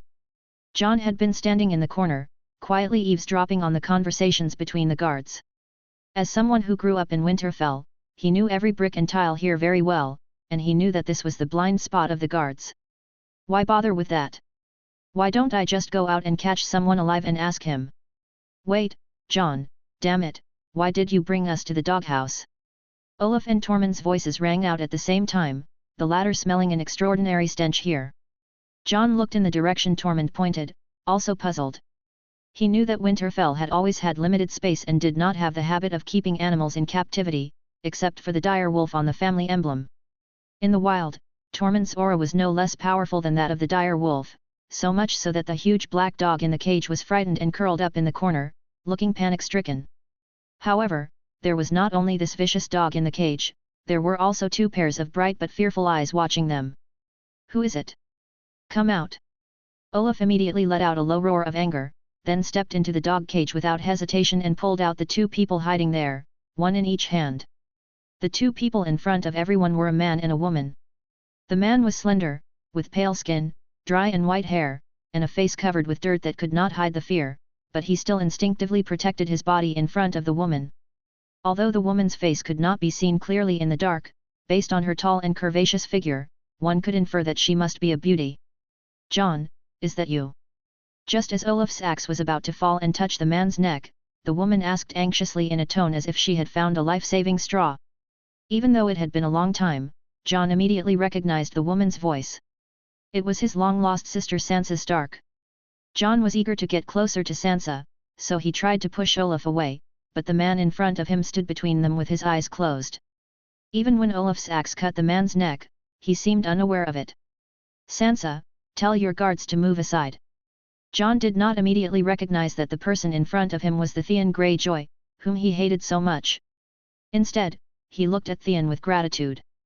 In John's eyes, it seemed that it was this unidentified guard who protected Sansa. John, he's Theon, you really can't recognize him. However, Sansa's next words made John feel angry. What are you saying, Sansa? Are you saying this man is Theon? John was immediately furious. He pulled Theon in front of him and put his long claws on Theon's neck. I'm not Theon, no, that chameleon died in Winterfell. I'm Reek, rhyming Reek. Theon subconsciously spoke out the mind seal imposed on him by Ramsay Bolton, but then Theon's expression changed, as if he realized something.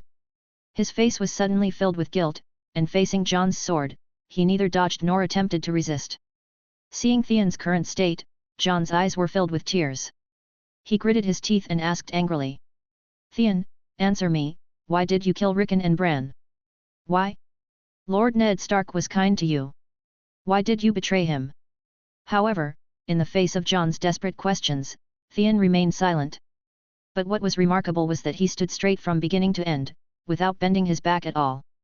Seeing this, Olaf could no longer control his emotions. He strode behind Theon and kicked him hard in the knee. Theon was hit hard by the sudden blow and immediately half-knelt on the ground. At this time, several Theon berserkers could no longer hold back their anger. They had already heard from John about what Theon had done, and at this moment they were extremely angry and rushed forward to punch him. Olaf, seeing this, showed a look of satisfaction, and muttered to himself, this is what it means to be tortured. Stop it, John. Stop fighting. Sansa was originally frightened by the fierce appearance of the free people around her. However, when she saw Theon being beaten, silent, dying, and almost dead, she could no longer remain silent and had to plead for him. But the free folk would not obey the orders of a woman. John looked at the fallen Theon with gritted teeth. If it were not for their past brotherhood, he would have kicked him a few more times. John, Bran, and Rickon are still alive. It was only thanks to Theon's protection that I was able to escape and not be caught. Seeing that her previous words had no effect, Sansa hurriedly explained. Stop. After hearing Sansa's explanation, John's face was full of surprise. Then, as if he had heard some great news, he quickly walked up to Sansa, hugged Sansa's arm, and asked nervously. Is what you said true? Theon, who was lying on the ground, was barely able to breathe, and added incoherently. What she said is true. When I attacked Winterfell, the Bran and Rickon I burned were not the real Bran and Rickon, but 2 children I randomly captured from a nearby farm. Believe me, John, I'm not that sad. Bran and Rickon are also my brothers. After the outbreak of the War of the Five Kings, Theon quickly became Robb Stark's right-hand man. From the Battle of the Whispering Wood to the Battle of the Camp, he always fought side by side with Robb to resist the enemy together. It is particularly worth mentioning that in the Battle of the Whispering Wood, Theon engaged in a fierce close combat with Jaime Lannister, and finally successfully captured him with his comrades, which made him feel extremely proud. Therefore, Theon's physical fitness is indeed excellent. Even after being besieged and severely injured by a group of rough and barbaric free people, he was still able to sit up from the ground by himself with his tenacious willpower. I know you won't forgive me for what I did, but John, please give me a chance. I want to be a good person. After hearing what Theon said, John did not comment. Then he turned to look at Sansa and asked. How many of his statements were true and how many were false? However, in response to John, Sansa looked at Theon with sympathy and nodded. Did you notice anything wrong? At this time, Tormund opened his copper bell-like eyes wide, turned around, and then spoke in a low voice. Only then did everyone realize that Winterfell, which had been noisy and chaotic, had become silent without them noticing. Then, a loud slap sounded suddenly. To everyone's astonishment, a man with long black hair and eyes that were cold and almost perverted appeared in front of everyone.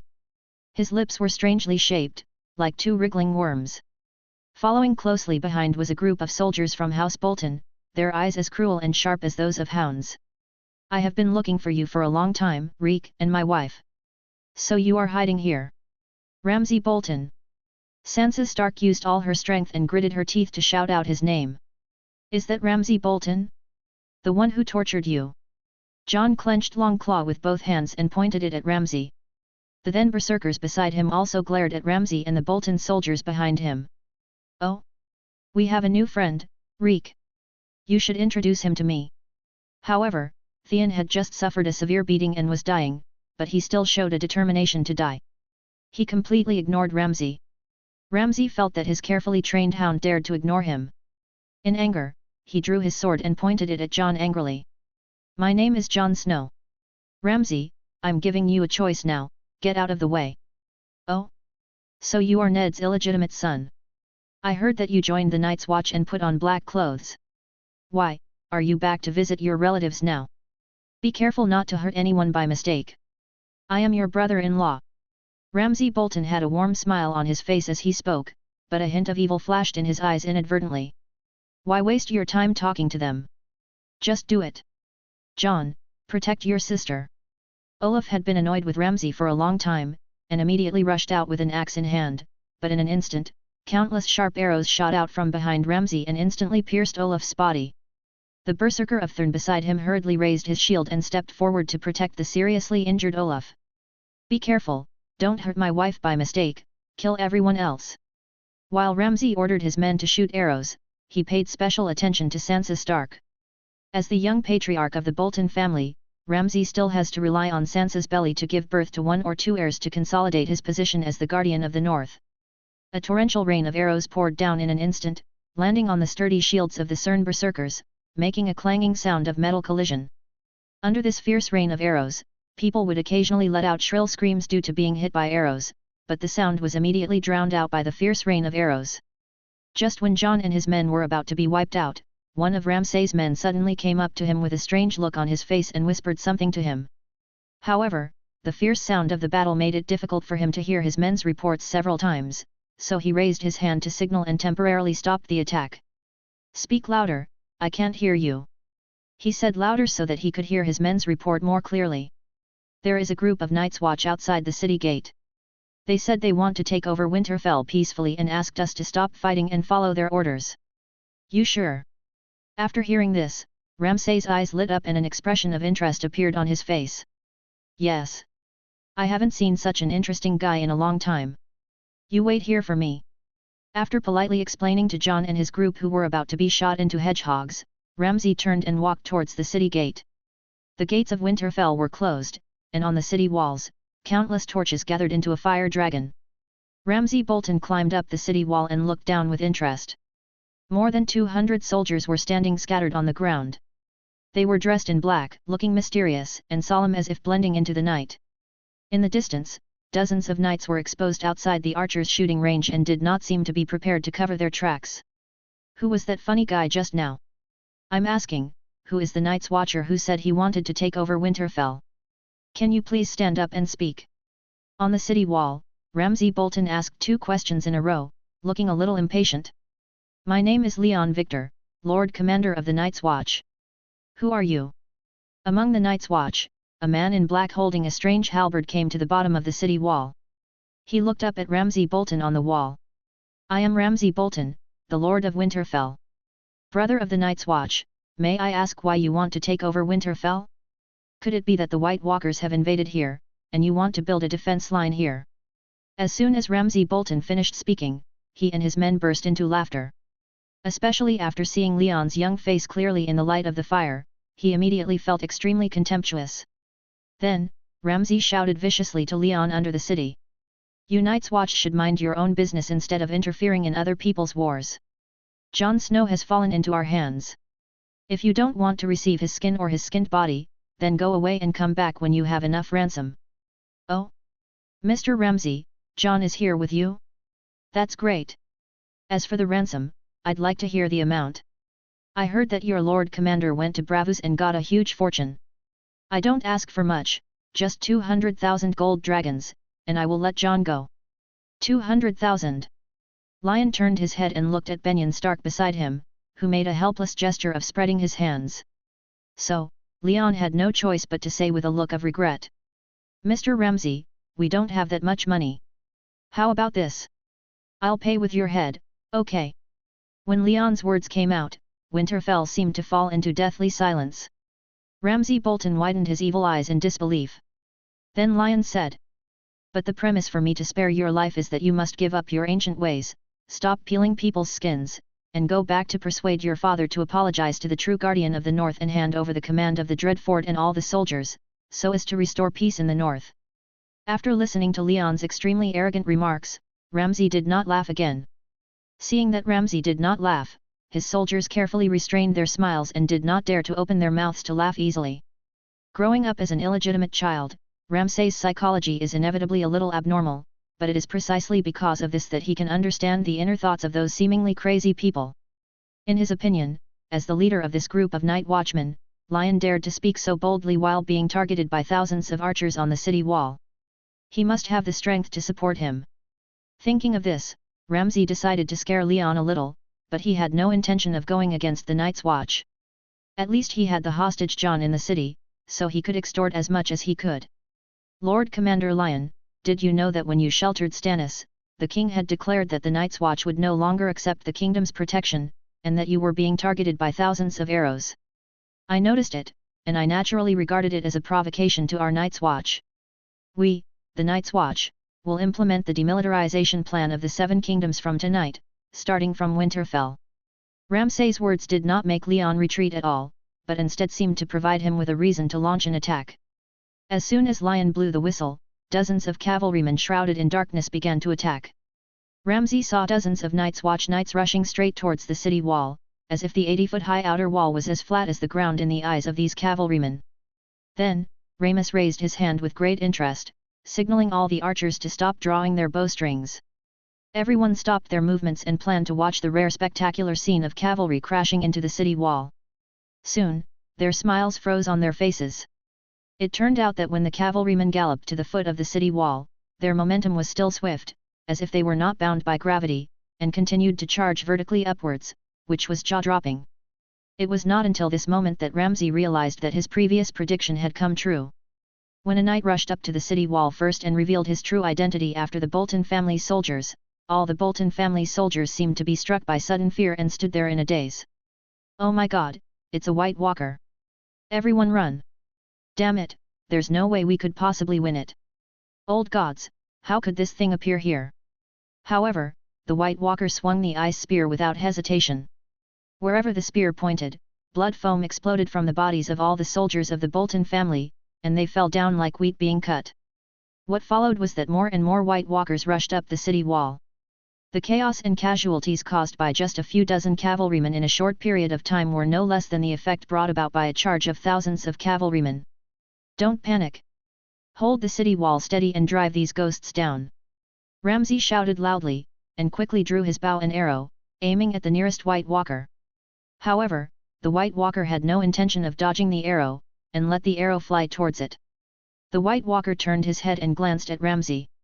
Under Ramsay's expectant gaze, the arrow he shot hit the White Walker's shoulder armor and shattered instantly, without causing any harm to the White Walker at all. At this time, the soldiers of the Bolton family let out screams one after another, followed by several earth-shaking noises. Ramsay had no time to think about why the arrows were ineffective against the White Walkers, and hurriedly looked down at the city. The loud noise just now came from the city gate under his feet. But soon, Ramsay discovered that the noise was made by the madman Leon. Lion held a beautifully shaped bow and arrow, and shot a rain of arrows as thick as buckets in a way he had never seen before. After several shots, the solid gate of Winterfell was easily destroyed by him. Then, without giving it time to think, Ramsay shouted angrily at the Bolton family cavalry formation inside the city wall. "Where are the cavalry? Charge immediately and capture him!" But what answered him was still the arrows shot from the city gate, which made the Bolton family cavalry cry for their parents. 200 realm defenders of the Night's Watch formed 4 phalanxes and passed through the gate of Winterfell one by one. After shooting away the Bolton cavalry that had just gathered, they drew out the huge two-handed swords behind them, formed into combat teams and chased down the fleeing soldiers.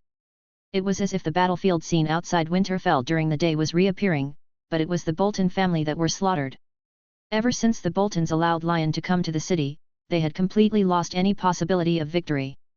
With the help of the White Horses, dozens of White Walkers started killing people everywhere on the city walls as if they were walking on flat ground. For an army without dragon glass, a few dozen White Walkers are invincible. Even if they don't have a large army of Whites to help them, these White Walkers are enough to play a decisive role on the battlefield and become the key factor in determining victory or defeat. The Night's Watch and the domain defenders in the city killed every soldier of House Bolton who dared to resist. Faced with this situation, Ramsay, who had already been frightened, took off his annoying armor and followed his subordinates down the city wall to escape. But as soon as he went downstairs, he once again saw the terrifying rain of arrows, which shot to death the subordinates who stood in front of him.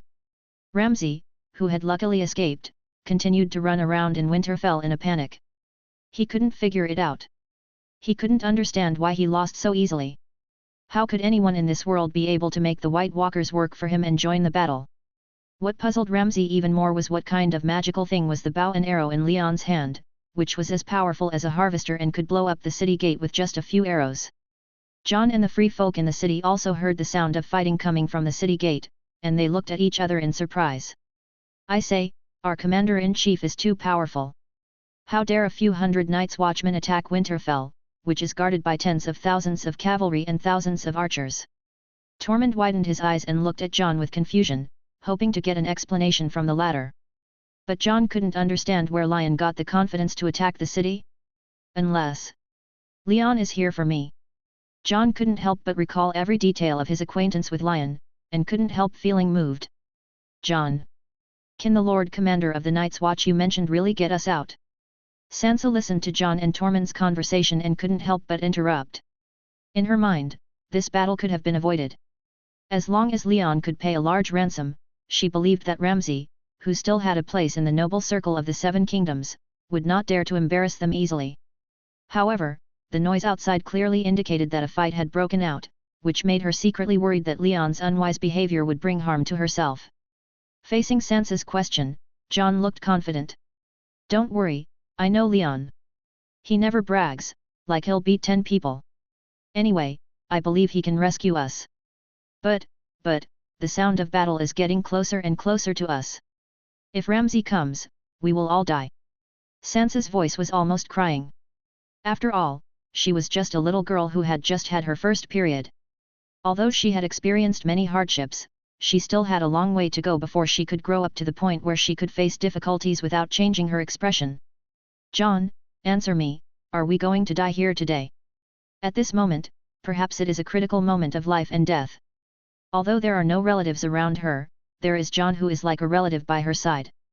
Sansa couldn't help but ask with tears in her eyes. No, I won't, Sansa. I will protect you. Even if I have to die, I will die before you. At this moment, Theon's voice suddenly came from the corner.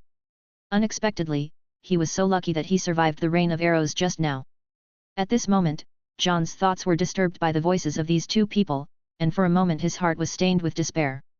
He picked up Longclaw and said, "If it doesn't work, I'll lead you to fight your way out." Just when the Wolf brothers and sisters and Theon were in despair, Olaf's voice sounded at an inopportune time. "Hey, Crow, stop wasting your energy. Can't you hear the sound of the battle getting closer and closer to the city? Who would go back to their home base after winning?" Just as Olaf said, the team of Bolton soldiers who were previously responsible for guarding Jon were suddenly hit head-on by a wave of fleeing soldiers, followed by an attack of several arrows that pierced their necks. Then a figure in black rushed in waving a two-handed sword, like a wolf into a flock of sheep.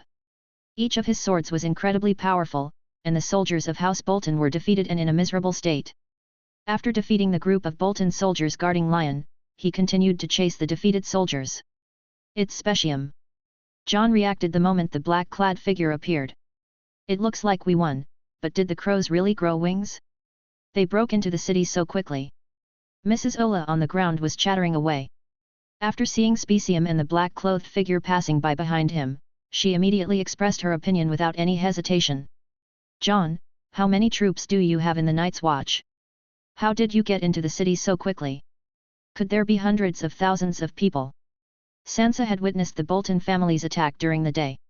Judging from the combat power they displayed, it would be impossible for an enemy without a force several times their size to break through the city walls they were guarding. Sansa, maybe not so much. Jon had been separated from Lion for too long and had no idea how large Lion's team had grown. But judging by how easily Winterfell was captured, at least 100,000 wildlings must have been brought here. Fuck, the Commander-in-Chief's army is here. I was shot so badly just now, I want to go out and vent my anger. Tormund didn't care and threw the shield that was about to be shot into a hedgehog to the ground. His voice immediately resonated with the surviving Thorn berserkers. "I am coming too. Take me one. My great axe is already thirsty." When Jon and the others came out of the alley where the dog cages were, the city was already full of the black-clad figures of the Night's Watch and groups of Bolton soldiers kneeling on the ground. They had thrown away their weapons and armor and were kneeling on the ground dejectedly. Many residents of Winterfell hid in the castle in fear and dared not show up easily. Because in addition to the Night's Watch soldiers, the legendary White Walkers also appeared in the city. These White Walkers occupied the commanding heights in the castle and behaved as powerful as the legend said. Their every move terrified everyone. Under the gaze of the White Walkers, from time to time one could see a Night's Watchman escorting teams of captives taken out of the castle like pigs, making them kneel in the open space. The battle that was originally expected to last was actually shorter than Jon and the others had expected. When Tormund wanted to raise his axe to kill a few enemies to vent his anger, an ice crystal spear suddenly stretched out and stopped him. After seeing that it was a White Walker who was blocking him, even Tormund, who was naturally brave, timidly put away his axe and stood aside obediently. Sansa was also frightened by the White Walkers in the city. She asked Jon beside her in a low voice. "Jon, is it true that your Lord Commander is not the Night King?" In the scattered army, Ramsay originally planned to take advantage of the chaos to quietly escape from the city, but unexpectedly collided head-on with Lion. "Little Peeler, it's so late, where are you planning to go?" Lion, with a Liuxing bow hanging on his body and a Fang Tian Huaji in his hand, blocked Ramsay's way with a smile on his face. At this time, Ramsay had taken off his armor, changed into civilian clothes, and put on a cowardly look that a farmer should have. He thought his disguise was flawless, even comparable to the Faceless Man. After all, when Theon Greyjoy broke into Winterfell, he had successfully deceived Theon by disguising himself as Reek. Now he planned to use the same trick again in an attempt to get away with it and deceive Lion. So he cautiously tried. "Sir, Did you recognize the wrong person? Wrong person? No way, bastard, you little Skinner, we just had a good conversation on the top of the city wall, it's a pity that you rejected my request. When he heard Leon call him a bastard, Ramsay the Flayed's face suddenly turned gloomy, but he hid this emotion in an instant. Perhaps the little Skinner is still in the city, Lord Lion. You should go into the city to look for him. When Ramsay said this, the smile on Leon's face suddenly disappeared. Leon put on a cold expression and asked. If you are just a farmer, why do you know my name? Ramsay realized that he had been exposed and had no time to be surprised. The guards of the Bolton family next to him immediately felt like challenging Leon when they saw that Leon was just carrying a bow and arrow and did not shoot them immediately. Lord Ramsay, let's kill him.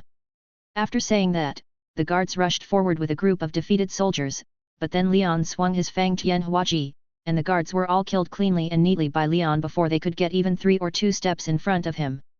Seeing that all the guards around him were dead, and the noise of the battle here attracted the attention of several White Walker knights, they surrounded him quietly. Ramsay knew he had nowhere to escape, so he put on a ferocious expression and shouted angrily. As a member of the Night's Watch, you should have loyally guarded the wall, but you colluded with the Night King and allowed the White Walkers to massacre innocent humans. If such evil deeds were known to the 7 kingdoms, my father and the king would punish you severely. You will never escape the blame. Hearing that Little Flay, one of the 10 most evil people in Game of Thrones, actually said such righteous words, Leon couldn't help but smile slightly. He responded contemptuously. Little Flay, don't pretend to be so righteous. As for the collusion with the Night King you mentioned, that is nonsense. In fact, the Night King has already surrendered to me, and these White Walkers are just the power that the Night King voluntarily gave me. After hearing Leon's explanation, Ramsay looked at the White Walkers around him in disbelief. The White Walker knight closest to him nodded to Ramsay, and the expression on his pale face seemed to confirm what Leon said. All the White Walkers simultaneously held their spears and saluted Leon in a standard Night's Watch military salute. You. Ramsay was so shocked by the White Walkers' abnormal behavior that he was speechless for a long time. At this time, John, his sister Sansa, Theon Olaf and others also came here and found Ramsay confronting Leon. After Lion nodded to John and the others, he said to Ramsay. I once gave you a chance to live, but you didn't cherish it. If you still have any filial piety, write a letter to your father, Lord Roose Bolton, and ask him to come to Winterfell to accept the surrender. If it's too late, your father will have no chance of survival. After Leon finished speaking, he asked someone to hand Ramsay a piece of paper. After Lion explained everything, John finally got a chance to speak. He couldn't wait to ask the question in his mind, which also made Sansa Stark curious. Commander-in-Chief Lion, how many troops did you lead south this time? Did you send out the entire army of 100,000 wild men? In fact, John already had the answer to this question in his mind when he saw that there were only the Night's Watch and the White Walkers in the entire Winterfell. 200 Night's Watch defenders, 40 White Walkers. Lion's answer was brief and direct.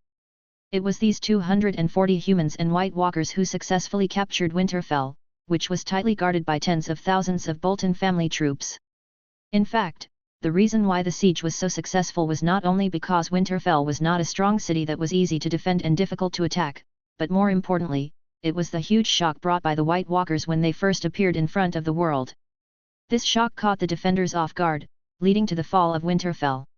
Even though the White Walkers subsequently only occupied the commanding heights of Winterfell and did not launch a deliberate attack, the Night's Watch, as the strongest legion in the 7 kingdoms, showed combat power that was in no way inferior to that of the White Walkers. Not only are they good at long-range combat, they are also excellent in close combat. No one of them can be a match for the Night's Watch's defenders. After hearing what Lion said, not only Sansa was confused, but even Ramsay had a serious expression. But no matter how unbelievable it was, he was indeed defeated by opponents whose numbers were 10 times smaller than his. This was a big blow to the confidence of Ramsay, who always regarded himself as a master of strategy. He asked Leon dejectedly. Commander-in-Chief Lion, what reason or excuse do you intend to use to get me to persuade my father to come and surrender? After all, you guys are despicable for launching an undeclared war, and you caught me off guard. You want a reason? I'll give you one. The 7 kingdoms have been in war for too long. The people of the 7 kingdoms need a truly capable king to save them and restore order to the kingdom. Before this king appears, I, Leon Victor, am willing to take on this role temporarily. And your father, the ambitious Lord Roose Bolton, has committed serious war crimes against humanity. I want him to surrender immediately and come to Winterfell to plead guilty. I will wait for him here for a week. If he doesn't come by then, I will personally come to his house to interrogate him. Also, have your father send this letter to all the lords of the Seven Kingdoms, including the King of King's Landing. If he cannot bring peace to the Seven Kingdoms, then the wrath of the man in black will devour all the ambitious people in the kingdom. After listening to Lyon's resounding oath, many people present had an idea in their minds. He must be crazy. Ramsay, knowing that his death was approaching, did not hide his inner thoughts. He said, "You must be crazy. You want to do what Aegon the Conqueror did? To persuade the world to stop fighting, gather all the weapons in the world and build the Iron Throne." As soon as Ramsay asked this question, Leon raised his head and followed his gaze to the vast sky. So, everyone in Winterfell witnessed the shocking scene in the sky, and they all showed expressions that were even more shocked than when they faced the White Walkers. A young dragon with a wingspan of several meters was seen soaring past, and finally landed steadily on the top of the tallest watchtower in Winterfell, accompanied by a deafening roar filled with dragon flames. Since the Battle of Winterfell, Balerion has grown rapidly under the baptism of killing and now has the majesty of an adult dragon. Then, Balerion flew lightly to Lyon's side. The flapping of his wings brought up waves of heat mixed with the strong smell of sulfur, which made people involuntarily retreat. Lyon stroked the dragon's neck with one hand, his tone revealing unquestionable majesty. "Aegon's actions back then were reserved, and he still took into account the influence of your families. But I have no scruples about these." His words revealed a cold murderous intent. "Anyone who disobeys will die." When the dragon appeared, all the residents of Winterfell and the prisoners of the Bolton family could not help but prostrate themselves on the ground and kneel before the dragon. Although this creature made of blood magic and fire has disappeared for hundreds of years, people's fear of it has never diminished. Through the mouths of the Night's Watch defenders throughout the realm, everyone in Winterfell, including the prisoners of the Bolton family, learned of the oath, or ambition, of Lyon, who owned a dragon. That is to bring peace to all the people of the Seven Countries. According to common sense, the territory of the Seven Kingdoms is vast.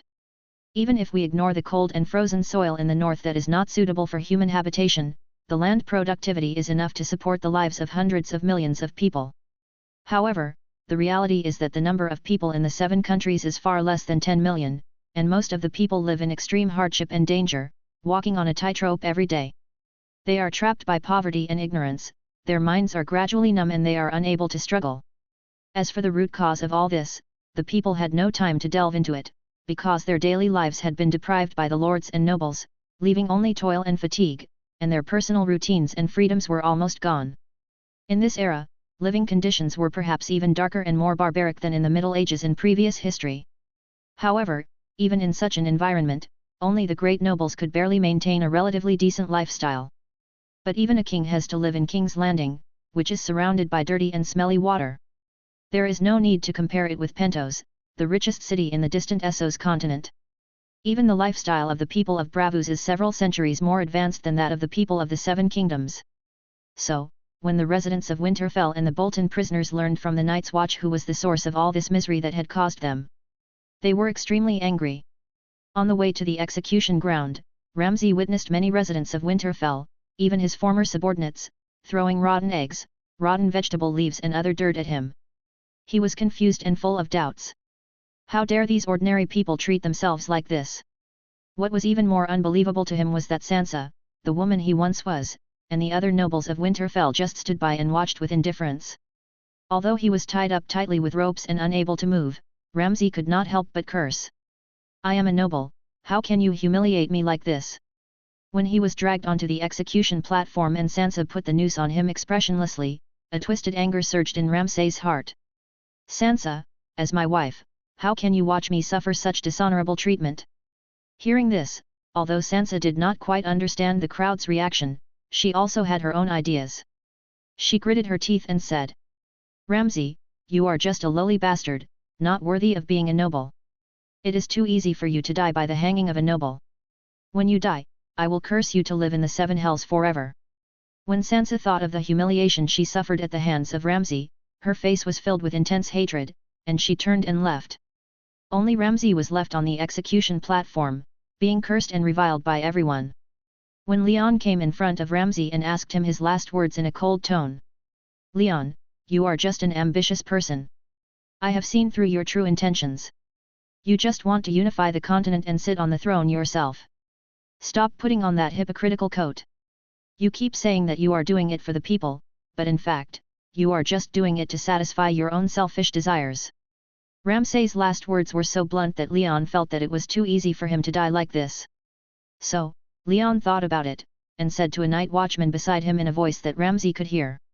"When he dies, cut off his head and hang it on a mountain near Winterfell, so that he can watch day and night how I fulfill my oath." Inside the Dread Fort, the current Warden of the North, Roose Bolton, summoned his bannerman to discuss the contents of the letter sent by Ramsay. Roose Bolton's face was carefully groomed, looking clean and tidy, with smooth and flawless skin. His lips were extremely thin, almost forming a line when pursed, giving people a firm and decisive impression. Despite his gentle appearance, he is actually cold, calculating, and cruel. He always speaks softly and never raises his voice, and this quiet tone often forces the listener to concentrate on his every word. Roose Bolton had a strange habit of having leeches suck his blood regularly, believing that this would keep him healthy. Therefore, people often jokingly called him Lord Leech. Overall, Roose Bolton's face gives people a sense of calmness and sophistication that is not affected by time. Whether he is angry or happy, his expression maintains a unique calmness, as if no emotion can shake his inner determination. The only similarity between him and Ramsay is his pair of icy cold eyes, which reveal an unfathomable chill. Did the Night's Watch really say that? To surrender? And to go to Winterfell to plead guilty? One of his vassal, Alf Karstark, asked with some confusion. Along with the letter was a piece of Rhaemus' finger. "I think his head should be hanging on some unknown height, just as Commander-in-Chief Lyon said." Roose Bolton spoke in a calm tone, as if the person who died was not his son, but an irrelevant person. Before the War of the Five Kings, Roose's biological son Domeric Bolton died of a stomach ailment.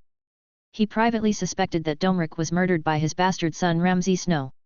With no other children, Roose brought his illegitimate son Ramsay Snow to the Dread Fort and designated him as his unofficial heir. Therefore, he did not have much affection for Ramsay in his heart, and chose Ramsay as his heir more out of helplessness. What's more, his new wife, a woman from the Frey family, gave birth to a child for him. "My lord, how should we respond? Should we send an army to attack Winterfell in revenge?" Ramsay claimed in the letter that the Night's Watch only has 200 infantry and 40 cavalry. "No, Alf. If the strength of the Night's Watch is only what Ramsay's last letter says, how could they have broken through Winterfell, which is guarded by tens of thousands of people?" Ramsay's letter did not mention that the 40 cavalrymen were all White Walkers, nor did it mention that Lyon had a powerful bow in his hand, nor did it mention that Lyon owned a dragon. Apparently, until his death, he still wanted to trick his old father. A harmonious land and a quiet people. That is how I rule, and it seems that is what the Lord Commander of the Night's Watch has declared. Roose Bolton couldn't help but pick up the handwritten letter from Lyon that was sent along with Ramsay's letter and read it carefully. In the letter, Lyon earnestly expressed his guilt for killing Ramsay, and at the same time hinted in a gentle tone that if Roose Bolton was dissatisfied with this, he was willing to reunite them in another way. In addition, he also made it clear that he treats all lords of the Seven Kingdoms equally, and is not just targeting his Bolton family. The Lord Commander of the Night's Watch also showed little respect for the current king in his words. But while the handwritten letter contained a threat, it also gave Roose Bolton a chance to have a good ending. That is to lay down weapons to show submission to the Night's Watch, and under the supervision of the Night's Watch, not to provoke any war again, and to ensure the people under the rule can live and work in peace. If he acts in this way, Roose Bolton, the Shepherd of the North, will have a great future. The Lord Commander of the Night's Watch in the letter has a unique idea. He sincerely invites me to serve as the Shepherd of the North. Although this position cannot be inherited, its duties are quite similar to those of the Warden of the North. Therefore, I am quite curious about how powerful the Lord Commander of the Night's Watch has become. How dare he dare to defy the world? He completely disregards the laws of the kingdom. I think the Commander-in-Chief has gone mad. When Roose Bolton gave his evaluation of Lyon in such a calm tone, his vassals immediately showed an expression as if they wanted to laugh but did not dare to. After all, no one can guess what Roose Bolton is really thinking. If you laugh awkwardly and annoy Roose Bolton, you will be in big trouble. "My lord, what should we do?" "Wait. Wait. Wait for what? Wait for more accurate news about the Battle of Winterfell. I will not act rashly until I understand the confidence of the Lord Commander of the Night's Watch. Roose Bolton was very patient and did not immediately gather his troops and march to Winterfell to avenge Ramsay like a fool. Although his cautious move confused his vassal ministers, it was ultimately understood by most of them. Also, as requested by the Commander-in-Chief, send this letter by Raven to King's Landing for the King's decision. After several days of long waiting, the dread fort was once again filled with talented people. At this point, one of the vassals could no longer suppress his panic, so he asked Roose Bolton. White Walkers and dragons coexist. Could this Lord Commander of the Night's Watch be a combination of the Night King and the Son of Prophecy? Other vassals also expressed their opinions. Many in the north have compared the Lord Commander to Aegon, the only difference being that he only has one dragon. But those 40 unkillable White Walkers are a real threat, not to mention he has a huge fortune from Bravos and 100,000 wildlings under his command.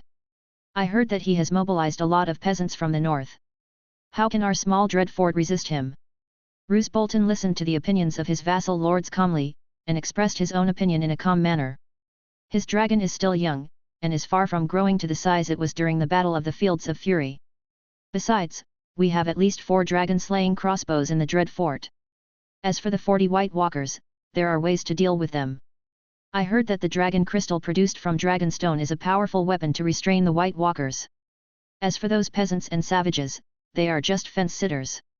They will not completely lean towards either side until the winner is truly decided. Roose Bolton saw through the 3 trump cards in Lion's hand with ease, as if they were just insignificant chickens and dogs. As soon as these words were spoken, the confidence of the vassal officials increased greatly, the fear on their faces dissipated a lot, and they even began to chat and laugh. I was wondering how the small Night's Watch could become so powerful right under our noses. Indeed, if it weren't for your words, I'm afraid we would have been kept in the dark for a long time. After listening to your explanation, I feel that we are extremely powerful, as if those dragons and White Walkers are no more powerful than us. After encouraging his bannermen, Roose Bolton pressed his hand down to stop their noise. Even though the Night's Watch is so weak, we, the Bolton family, cannot be used as a gun. Tell the king what I think of Lion and ask them to send a coalition force to wipe out the Night's Watch. Also, send a raven to send an invitation letter to Leon, saying that I am very interested in his plan and would like to invite him to the Dread Fort for a chat. After listening to Roose Bolton's words, one of the vassal looked confused and asked. Sir, we clearly have the upper hand, so why do we choose to negotiate with him? Why don't we just order him to surrender to the Dread Fort? Roose Bolton glanced at the bannerman who asked the question, then explained calmly. Why use commands when a problem can be solved with an invitation? Power needs to be wrapped in etiquette to exert its greatest effectiveness. However, Roose Bolton's invitation might be sincere, and he doesn't mind Leon, whose hands are stained with Ramsay's blood, coming to the Dread Fort, or maybe he has other plans. But in any case, Leon's reply came quickly. I am well aware of the Frey family's style of doing things. Lord Roose Bolton, as the son-in-law of the Frey family, must have learned a lot from them. However, I will never follow the footsteps of the Stark family. Please don't misunderstand, this is not a rejection. I attach great importance to your invitation and will attend the appointment as scheduled. In addition, I need to remind you that there are only 2 days left in the 1-week deadline I gave. At that time, I will ride my dragon to the Dread Fort to accept the surrender. Please make corresponding preparations. Signed by Peace-loving, Leon Victor. Seeing this polite reply, Roose Bolton's expression did not show any sign of being threatened by the dragon. The corners of his mouth inadvertently curled up into a sly smile after his conspiracy succeeded. He knew very well that if it were any other calm middle-aged lord, he would not easily come to the appointment. However, Lion was young and impatient after all, so he decisively issued an order. Quickly grease the dragon-slaying crossbow and hide it in a hidden place in the sentry tower.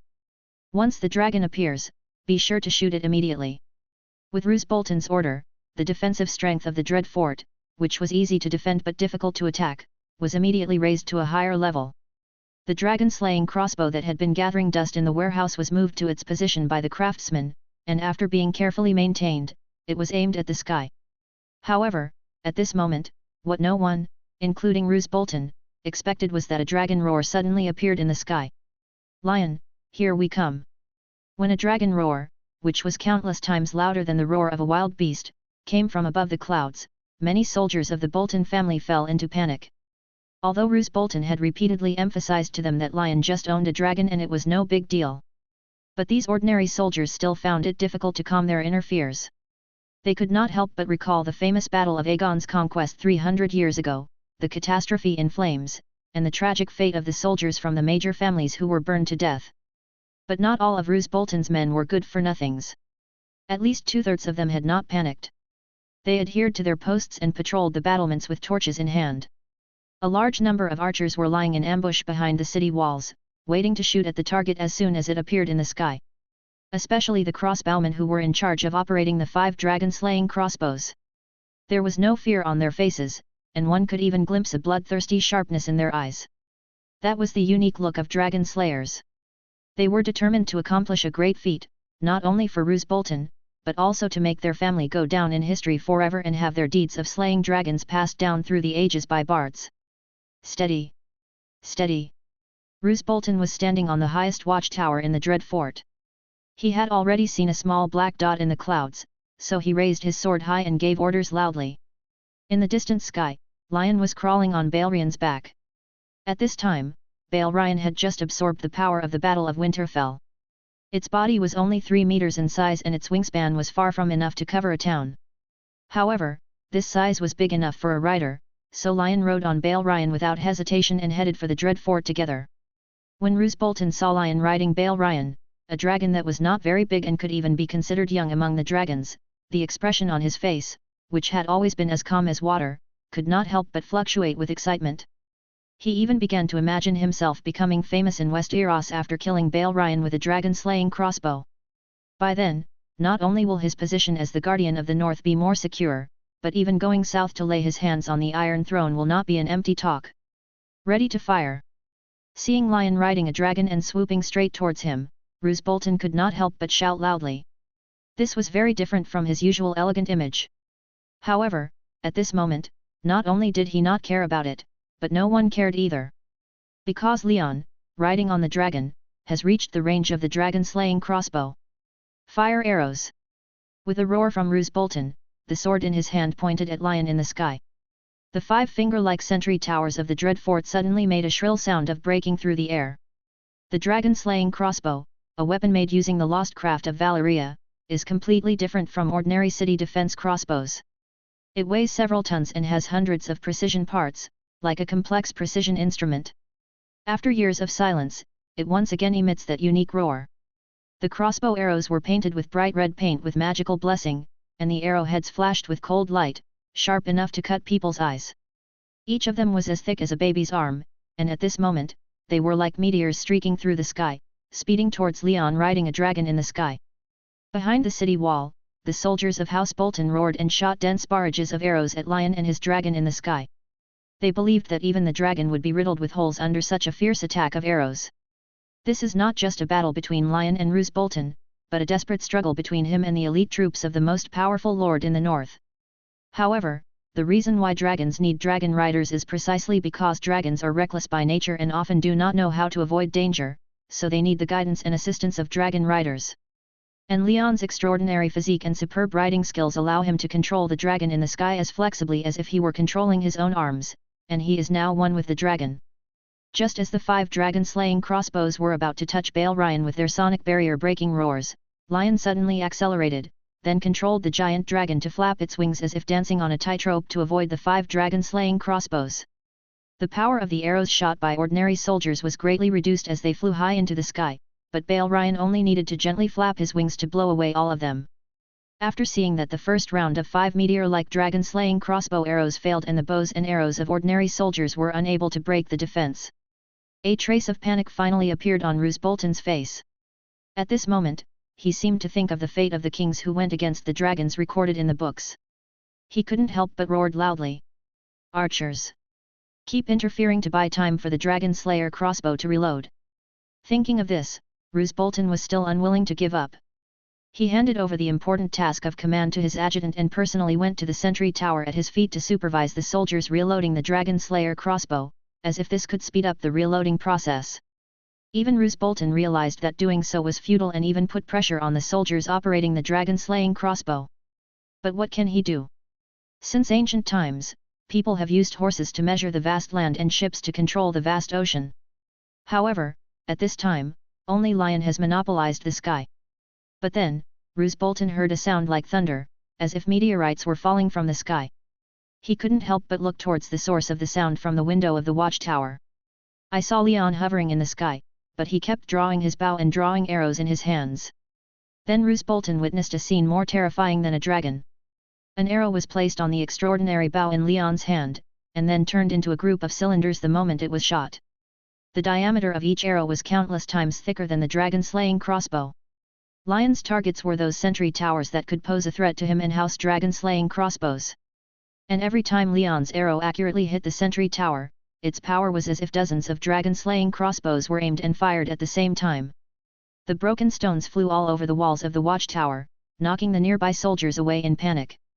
In a moment, the outer wall of the sentry tower made of solid granite was completely pierced. The Dragon Slayer crossbow was not famous for its sturdiness, but for its precision manufacturing. After all, it could not withstand the powerful arrows shot by Leon and was instantly shattered. Even the sergeant operating the Dragon Slayer crossbow was not spared and was shot to death. Lion destroyed a watchtower so quickly that it seemed like just a moment. 5 finger-like watchtowers originally stood above the Dread Fort, but now one of them is missing, resulting in a blind spot in the range of the Dragon Slayer crossbow. It was at this moment that Balryan landed in the blind spot of a dragon-slaying crossbow on the city wall. It had also felt the threat posed by the 5 dragon-slaying crossbow arrows.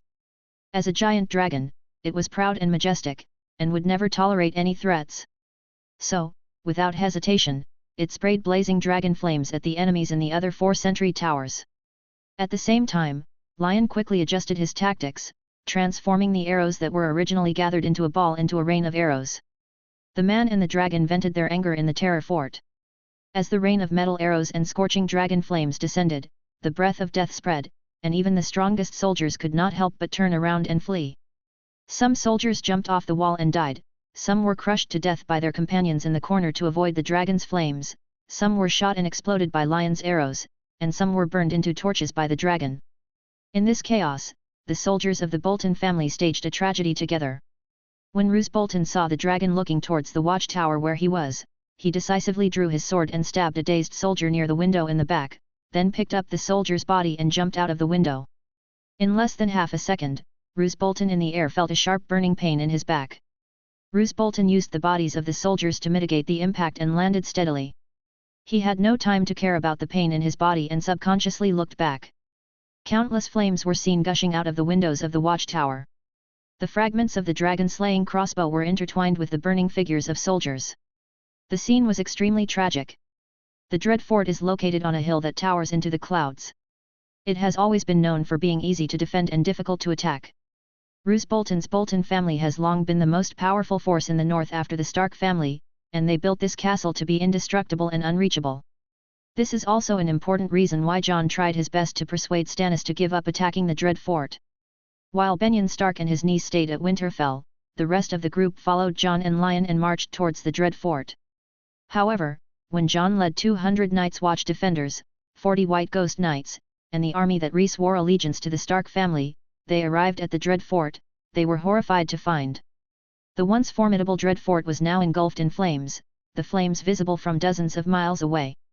Jon and his companions risked their lives and approached the Dread Fort for dozens of meters, where they were shocked to find a strange but huge dragon that was madly spewing hot dragon flames.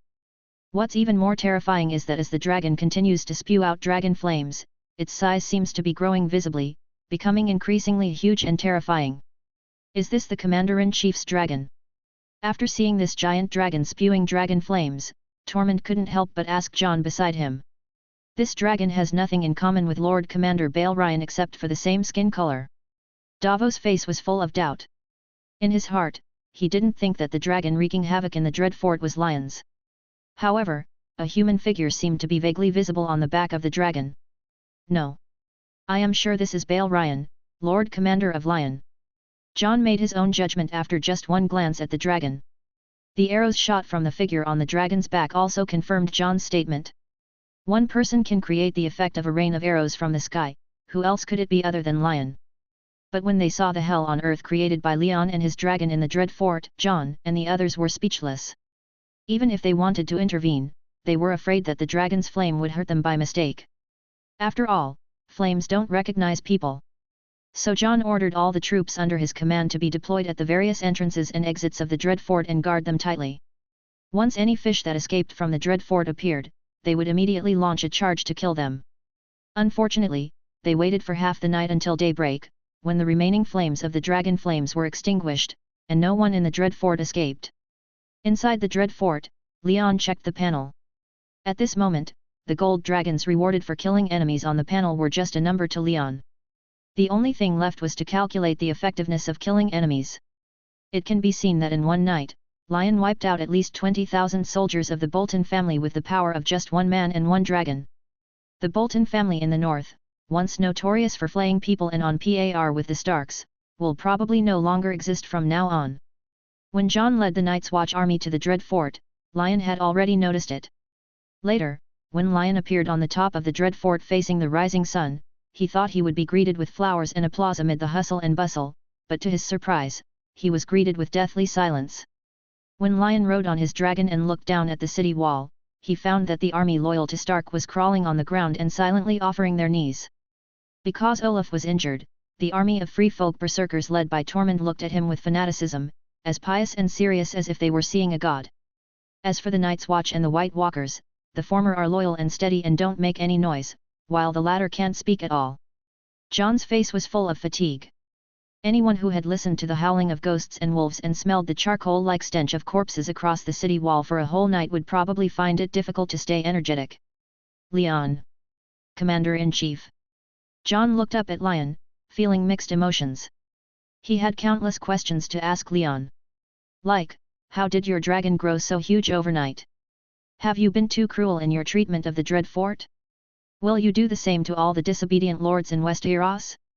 And, is the Iron Throne your ultimate goal? However, facing the strong murderous aura emanating from Leon and the majestic look displayed by the dragon as it stared at him, he swallowed all these questions back. Lord Lion, Aegon the Conqueror forged the Iron Throne with the swords of the Lords of the Seven Kingdoms. Do you have the same ambition now? What John didn't expect was that it was Davos who had the courage to stand up and raise this question. Davos walked forward alone, his expression solemn and resolute, revealing an indescribable firmness. He bent down and picked up an iron sword that had been twisted and deformed by the heat. Although the hilt was still hot, he held it tightly and did not let go. He whispered. The broken swords captured by Aegon the Conqueror were twisted by the high temperature of dragon fire and could not be used, so they were all forged into the Iron Throne. After saying this, Davos looked up at the dragon. What are you going to do with these broken swords now? Balerion looked at the human Davos who dared to look directly at him with a sword under the city, and anger rose in his heart. He was about to open his mouth and spit out a stream of hot flames to devour him, but was forcibly stopped by Lion's pat on the head at the critical moment. Then, Balerion let out a dull roar towards the sky, forced the dragon flame that was about to burst out back into his body, and instead spewed out a strong smell of sulfur. Davos realized that he had been to the gates of hell, and although his expression was terrified, he did not avoid it at all. He looked straight at Lion, hoping that the latter could give him an answer. I have no interest in being the lone man on the Iron Throne. Lion's words sounded like the understatement said by a wealthy man in his previous life, I have no interest in money. After hearing this, John was thoughtful, becoming a king is destined to be lonely, and this fate has undoubtedly been proven true from Robert to Stannis. But Davos didn't seem satisfied with Lion's answer. He continued to ask. My Lord Commander, although Lord Roose Bolton of the Dread Fort did not surrender on time, would it be too cruel for you to take extreme measures? As you said, you do not want to be a cold-blooded conqueror. Please think twice and handle this matter in a more gentle and fair way in the future. Davos's words were not to speak up for Roose Bolton, but in his opinion, Lion was like Aegon the Conqueror, who destroyed the tacit war game among the nobles. But even Aegon did not have the habit of annihilating an entire clan at every turn, and generally he would negotiate first. If the negotiations failed, the entire family would be burned. But Lion's next words were deafening. I don't have the time to enlighten those stubborn lords, Sir Davos. If you are so eloquent, why don't you go to King's Landing in person and convey my will once again?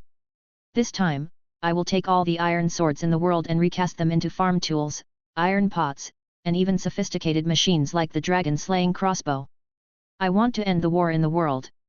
If you enjoy the content of this channel, subscribe, like, and comment, to help this channel to grow.